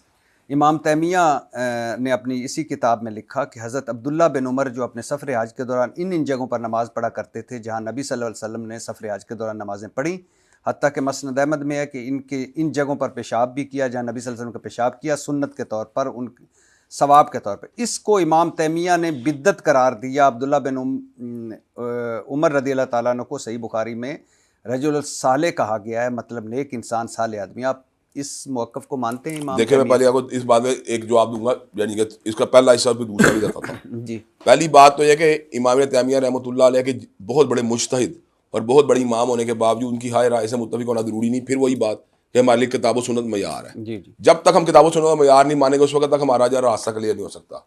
दूसरी बात होती है, कई जो फतावा जात होते हैं उनके बारे में ये बात जरूर देखनी चाहिए कि अगर किसी शख्स में कोई एक अमल ऐसा पाया जाए जिसको बिदअत करार दिया जाए, इससे उसकी सालिहियत मुतासर नहीं हो जाती। किसी एक अमल के अंदर हो सकता है कि मैं किसी मुकाम के ऊपर अपनी मिसअंडरस्टैंडिंग की वजह से किसी बिदअत का शिकार हो जाऊँ। तीसरी बात है सैयदना अब्दुल्लाह इब्न उमर का ये अमल, जो असल सवाल है कि क्या ये बिदअत था कि नहीं, तो इसके बारे में तवक्कुफ करने की ज़रूरत है, मुझे गौर खोज करने की ज़रूरत है। मुझे नहीं चाहिए कि मैं झट पट हर बात को अपनी राय दे दूँ कि ये नहीं था या हाँ था। मुझे चाहिए कि मैं इसके ऊपर गौर करूँ कि उन्होंने ऐसा क्यों किया। जब तक मैं इसकी तहलील नहीं कर लूँगा अपनी राय नहीं दे सकता। जी बिल्कुल ठीक है, मुझे एहतराम है आपको। अच्छा, यहाँ मुझे याद है कि डॉक्टर जाकिर नायक ने करबला मार्के को पॉलिटिकल जंग कहा था, इक़्तिदार की जंग कहा था, और यजीद के नाम के साथ मे अल्लाह प्लीज्ड विद हिम। आपकी भी यही राय है? मैं इस राय के साथ इनसे इत्तेफाक नहीं करता। उसकी वजह कि मेरा मौक़िफ़ इमाम तैमिया रहमतुल्लाह अलैह ला नुहिब्बुहु वला नसुब्बुहु, हम उसे मोहब्बत के दावेदार नहीं है और गाली इसलिए नहीं देते कि मुख्तलिफ ही मसला है, लेकिन हमारा उसके साथ कोई वकालत वाला रिश्ता नहीं है। अच्छा, एक यहाँ और भी सुनते जाइए। तक़वियतुल ईमान इस्माइल देलवी साहब की किताब है और बड़ी अहम किताब है आपके अहले हदीस में। इसमें है कि बड़े से बड़ा इंसान हो या कोई मुकर्रब फरिश्ता हो, अल्लाह के नज़दीक एक चुमार से भी ज़्यादा जलील है। मैं ये बात समझता हूँ कि ये सलूक ठीक नहीं उनका। बाकी उनकी किताबें बड़ी फ़ायदेमंद बातें भी उन्होंने की है, मुफीद बातें भी की हैं, अल्लाह की तौहीद का उन्होंने ऐलान भी किया है, लेकिन मैं समझता हूँ कि उनकी यहाँ शायद डेरोगेटरी इंटेंशन तो नहीं थी, लेकिन ऐसा सलूक नहीं होना चाहिए जिससे लोग हर्ट हो। अच्छा सर, अब कोई 2-4 सवाल अगर आप इजाज़त दें। जी क्यों नहीं, आपकी मर्जी है। जलाल इजाज़त दें। नहीं जलाल की तो बात ही कोई नहीं। अच्छा, एक तासुर है कि जैसे कुछ शिया उलमा को फंडिंग आती है मुझे ईरान से, ऐसे ही अहले हदीस के कुछ अकाबरीन को सऊदी अरब से फंडिंग आती है। आपको कितनी फंडिंग आती है? मेरा ख्याल है कि एजेंसियाँ हमारे मुल्क की इन चीज़ों का गाफिल नहीं है और पूरा ट्रैक रिकॉर्ड है। मेरा बैंक में भी कुछ ना कुछ इन्वॉल्व होती होंगी, चले हुंडी या जो भी तरीकाकार है, तो उसको ट्रैक करना मुश्किल कोई नहीं है। अच्छा, वैसे जिनको आती है ये तो तय है कि आती है। मुझे नहीं पता आती है किसको। नहीं, आपको आप कहते तय है, मैं कहता नहीं तय। नहीं, लेकिन उनका हमने क्या उखाड़ लिया है? नहीं, कुछ भी नहीं उखाड़ा, लेकिन हम ऐसा इल्जाम क्यों कबूल करें जो हुआ ही नहीं। आपको नहीं आती? मुझे नहीं आती, ना मुझे इंटरेस्ट है, सच्ची बात मुझे इंटरेस्ट भी कोई नहीं। अच्छा, लेकिन आपका एक इस्लामी इदारा भी है, और रियल स्टेट का कारोबार भी है, चावलों का कारोबार भी है, भी रहा है। हाँ रहा है। और माशाल्लाह खर्चे हैं इतने ठाट बाट हैं, तो ये कहाँ से पूरा होता है? ठाट बाट से मुराद हमने 2 कपड़े पहन लिए हैं या 2 गाड़ियाँ रखी हुई हैं, तो इसका मतलब ये कि हम वो अफोर्ड नहीं कर सकते एक बिजनेस से। नहीं, मैं वैसे पूछ रहा हूँ कहाँ से? अल्लाह का शुक्र बिजनेस ठीक जा रहा है मेरा, जितनी देर से कर रहा हूँ इतनी आमदन हो जाती है कि अपने अखराजात पूरे कर सकूँ। इर्द गिर्द वैसे मंदे का रुझान है? कभी मंदा भी हो जाता है, सच्ची बात है, कभी अपना भी मंदा हो जाता है, कभी चल पड़ता है, कभी मंदा हो जाता है। लेकिन मैं जब चलता होगा तो प्रॉपर्टी कार में अल्लाह ने गुंजाइश रखी हुई है, जब चलता है तो वो 4-5-6 महीने 6 गुजर आ जाता है। अच्छा सर, सुना है कि नवाज शरीफ के खिलाफ धरनों में तारुल कादरी ने आपको इनवाइट किया था। बिल्कुल इनवाइट क्यों किया। नहीं गए थे? इसलिए नहीं गया कि मैं उनके रोड मैप से कोई इतना कन्विंस नहीं था हुआ। दूसरी बात यह थी कि मुस्तकबिल मादी ने भी फिर ये बात साबित भी की कि उनके अंदर कंसिस्टेंसी नहीं पाई जाती, वो अपनी बात के ऊपर पूरी कायम नहीं। तीसरी बात, उनका कोई ऐसा सॉलिड नजरिया नहीं था। जब उन्होंने जिद्दोजहद इब्तदाई तौर शुरू की तो उन्होंने मुस्तफ़ी इनकलाब की बात की थी, फिर वो लेटर ऑन ग्रीन रेवोल्यूशन में मुंतकिल हो गए। तो मैं ये बात समझता हूँ कि बंदे का शनाख्त जो है जिस चीज़ से हुई है बंदे को उसी पर रहना चाहिए। जब उन्होंने अपना ये सारा का सारा उसके अंदर मैंने जिग जैग देखा तो फिर मैं नहीं चला उनके साथ। लेकिन वो जब धरने में गए थे मेरे ख्याल से उस वक्त तो सानिया मॉडल टाउन हुआ था। वो तो हुआ था, लेकिन उस वक्त उन्होंने मुस्तफ़ी इनकलाब की या ग्रीन रेवोल्यूशन की बात करनी शुरू कर दी थी। लेकिन आप सानिया मॉडल टाउन में तो उनके साथ हैं ना? सानिया मॉडल टाउन में तो यार हम हर बंदे के साथ होंगे जिसका भी कोई बंदा बगैर जुर्म में कत्ल हुआ। सानिया मॉडल टाउन छोड़ के सानिया कराची हो या सानिया अब मौलाना समीउल हक साहब के जो हुई है बेटे की शाद, मैं अल्लाह का शुक्र है रमज़ान मुबारक के अंदर बकायदा अपनी सारी मसले छोड़ के उनके मदरसे पहुंचा हूँ, वहाँ जाकर उन्हें कंसोल किया, वहाँ जाके अपनी उनके साथ जो एफिलिएशन का इजहार किया है। जहाँ कहीं जुल्म हो हमें उसकी जो मुकम्मल मरम्मत करनी चाहिए। मुश्ताक अहमद खान साहब के भाई शहीद हुए हैं, हम उनके साथ हैं इस मसले, तो जहाँ जिसके साथ जुल्म हुआ हम उसके साथ हैं। इलेक्शन भी लड़ते हैं आप? जी जी। कितनी मरतबा हार चुके हैं? इलेक्शन का तो हारता जीतता रहता बंदा, इसमें कोई ऐसी बात। कितनी मरतबा हारे हैं? मैं देखें अभी तक जमाती तौर के ऊपर जो मैंने इलेक्शन जो लड़ा है, एक पिछला इलेक्शन लड़ा इस वक्त तो फिर मेरी जमात रजिस्टर्ड नहीं हो सकी। अभी तक मेरी जमात रजिस्टर्ड नहीं हो सकी। जमात मेरी रजिस्टर्ड होगी तो इंशाल्लाह उसके बाद फिर सारी चीज़ें सामने। लेकिन अभी तक कितनी दफ़ा आप इलेक्शन लड़ चुके हैं? मैं इस वक्त जो है बकायदा तौर पर 3 दफ़ा इलेक्शन लड़ चुका हूँ और तीनों मरतबा हारे। हाँ। और मैक्सिमम वोट कितने मिले? 12,000 वोट मिले हैं मुझे शहबाज शरीफ के मुकाबले। हाँ। क्या वजह है कि इस्लामी जमहूरिया पाकिस्तान, इलामा एहसान इलाही ज़हीर और इब्तिसाम देखिए बुनियादी तौर पर बात यह कि हम पैसे ज़ाया नहीं करते इलेक्शन में, वो पैसे ज़ाया करते हैं उसके जरिए खरीदते हैं वोटों को। वो बताएं ना जो आप कहते थे कि जब मैं भी खरीद सकता। मैं यही बताऊँ, ये फिर वादी बात है, ये तो बातें दिमनी तो ये मजाक के तौर पर लाइटर नोट में होती है ये बातें। लेकिन आप ये बताएं एक बंदा जो है वो वोटरों को भी खरीदता है और उसके बाद रिगिंग भी करता है और उसके बाद वहां जाके वो भी खरीद लेता है, यानी इलेक्शन भी खरीद लेता है। आप समझते हैं कि शहबाज शरीफ ने खरीद कर आप? हाँ तो खरीदा होगा, इसमें कौन सी ऐसी बात है? उसने क्राइम भी ऐसे जो इंडिकेट करता है खरीदा हुआ है। यानी आप वो उन्होंने वोट खरीदे और आप हार गए? वोट खरीदे भी और बाद में भी खरीदा, इलेक्शन भी खरीदा। अच्छा, इलेक्शन भी खरीद लिया, वोट भी खरीद लिया और आप हार गए। और अगर फेयर होते आप जीत जाते? फेयर होता कुछ और रिजल्ट होता, मैं नहीं कहा जीत जाता, रिजल्ट कुछ और होता। कुछ और तो वही होता ना, या वो जीत नहीं कहने मतलब हमारे वोट बहुत आते हैं, वो इतने ना नजर आते बाहर। 8 फरवरी 2024 के इलेक्शन को आप किस तरह देखते हैं? कौन जीता था? मैं ये बात समझता हूँ कि बहुत से मुकाम रिगिंग हुई है, बहुत से मुकाम में चीज़ें मैनिपुलेट की गई हैं, बहुत से मुकाम चीज़ों को मैनेज किया गया। कौन जीता है? पार्टी कौन जीती? देखिए यार ये तो बात करना इसलिए कुछ मुश्किल होता है कि हम तो अपने अपने हल्कों के बगैर ही नजर रखते हैं और इंशाल्लाह अल्लाह ताला ने चाहा तो हमारी कुरान सुन्नत मूवमेंट भी आइंदा पूरे मुल्क से इलेक्शन लड़ने के लिए हम अपने आप को तैयार कर भी रहे हैं।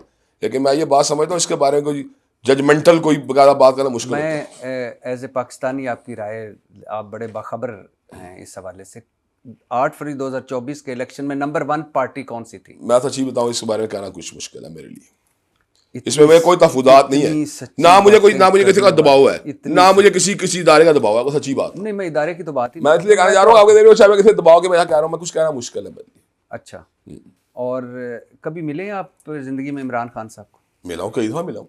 कैसा पाया आपने उनको? अच्छी बातें भी है, कमजोरियाँ भी हैं। अच्छी बातें क्या है?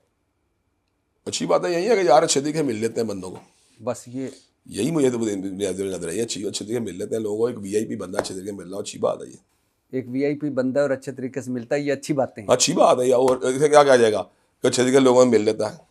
अच्छा, यानी पहचान जाता है बंदे को कुछ सालों के बाद भी। अच्छा, आपको पहचान गए थे? मुझे तो अच्छी तरह पहचानते हैं, मेरा ख्याल है। क्या मुलाकात में कोई खास बात है? वो आती खास बात नहीं होती, उसकी वजह कि आपको सच्ची बात बताऊँ, कम से कम 10 साल से ऐसा मेरा ज़हन बन चुका है कि मैं सेकुलर जमातों की तरफ माइल कोई नहीं। ना मैं नवाज शरीफ का माइल हूँ, ना मैं इमरान खान का माइल हूँ, क्योंकि इनके एजेंडे में नफाज शरीयत कोई नहीं है। इनके एजेंडे के अंदर पाकिस्तान को एक बाकायदा तौर पर एक इस्लामी वेलफेयर स्टेट बनाने का एजेंडा नहीं है। ये एक पावर स्ट्रगल है, दोनों तरफ से वो लगे हुए हैं और दोनों के अपने अपने टारगेट्स हैं। उसके अंदर इस्लाम जो है ना पूरी तरह फिट कहीं नजर नहीं आ रहा। आप मुझे कमज़ोर बातें बता दें, अच्छी बातें तो बड़ी आपने खूबसूरत बातें बताई हैं कि ठीक तरीके से मिल लेता है, खूबसूरत बातें बता दें इमरान खान। वाकफ वो चीज़ें मिल जाता है ना, वाकफों को बुरी तरह मिल लेता है। अच्छा, ये कमज़ोर है, अच्छी बात है कि अजीब बात है, वाकफकार वो सही तरह मिल लेता है। हाँ। बड़ी बात होती है आजकल, बंदे की पोजीशन में आ जाता है, बंदा वाकफकार वो भूल जाता है और ना कमज़ोर है कि ना वाकफों को नहीं वो बिल्कुल ही फारग कर देता है। ये बुरी बात भी है। अच्छा, और आप समझते थे as a Pakistani, as a political leader, या पॉलिटिकल लीडर तो खैर मैं हमेशा कहता हूँ ये कायदे आज़म ही थे इस मुल्क में, बाकी सारे सियासतदान हैं, एज ए सियासतदान आप समझते थे कि इमरान खान इस तरह जेल काट लेगा जो उसका वो क्या करे, अब उसको छोड़ तो रहे नहीं, वो क्या करे, मिसाल दे रहा हूँ। जी जी, नहीं मैं वैसे कह रहा हूँ, नहीं मैं वैसे पूछ रहा हूँ आपसे, वो करे जो नवाज शरीफ ने किया, जो आसिफ अली जरदारी साहब ने किया। हो सकता है कोशिश कर रहा हूँ, क्योंकि इस तरह की अफवाहें भी सुनने को मिलती रहती हैं। क्या अफवाहें आई आप? इस तरह की सुनने को मिलती रहती है कि कोशिश जारी है कि कहीं ना कोई रास्ता मिल जाए। अच्छा, ये अफवाहें आप तक ये भी हम पे पहुंचती रहती है, अफवाहें है ना, हम कुछ कंफर्म, मैंने पहले का जजमेंट नहीं दे सकते हम। अच्छा, हाँ, लेकिन आपको एक बात बता दूं, आप ये नहीं किसी बंदे में कह सकते वो जेल उसने कैसे काटी, हमें क्या पता कैसे काटी है। अब मुझे जो अल्लाह ना करे अल्लाह जेल से महफूज ही रखे, जो बंदा मिसाल देना मुझे 2 महीने की कैद कर दिया, जब मैं ना भी चाहूँ तो मैं क्या कर लूंगा। वैसे कभी कैद नहीं हुए? अल्लाह का शुक्र, अल्लाह ने बचा लिया कैद से। 1-2 बार होते रह गई। अच्छा, ये एक है कि अगर शराब की बोतल के बाहर जमजम लिख दिया जाए तो वो अंदर जमजम नहीं होता। हाँ, नहीं शराब ही होती है। तो ये हमारा जो बार बैंक के बाद इस्लामिक बैंकिंग लिख दिया जाता है, अफसोसनाक है। ये जो फतवे मुफ्ती तकी उस्मानी हम नहीं साहब, मुतमईन फतवा से, सच्ची बात है, हम नहीं मुतमईन। ये नहीं होना चाहिए, ये नहीं होना चाहिए, सच्ची बात है, इसके लिए काफ़ी तवज्जो की ज़रूरत है। आप समझते हैं कि एक दिन आप जो आपके ज़हन में शरीयत है वो इस मुल्क में नाफिज? हाँ होगी, ज़रूर होगी, इंशाल्लाह हर सूरत होगी। मेरी दुआ है कि अल्लाह ताला इब्तिसाम इलाही ज़हीर साहब के मुंह से आइंदा मोहब्बतें निकाले, जोड़ें वो सारे, मैं मोहब्बतें दे रहा हूँ पहले ही, जोड़ें वो सारे, देखेंगे पहले मोहब्बतें दे रहा हूँ। और अगर आपके रंजीत मोहम्मद अली मिर्जा ही मोहब्बत का हकदार है तो अलग बात है। वैसे अगर सच्ची बात है, मैं मोहब्बत बांट रहा हूँ। अल्लाह करे ना मैं कोई देवबंदियों को भगा रहा हूँ, ना कोई बरेलियों को भगा रहा हूँ, ना शियों की तकफीर कर रहा हूँ। मैं तो हर बंदे का अच्छे तरीके से पेश आ रहा हूँ। अगर रंजीत मोहम्मद अली मिर्जा ना करता सहाबा कराम की तौहीन, ना करता बेलगामी बेजुबानी, और ना करता इमाम दीन के बारे भौंक भांग के लफ्ज़, तो शायद आज हालात मुख्तलिफ होते हैं। तो अल्लाह करे आप सारों को इकट्ठा कर सकें, और अल्लाह करे ये नफरत और तकसीम जो इस मुल्क में है उसमें आप कमी का बायस बनें। मुझे बहुत खुशी हुई आपसे मिलकर।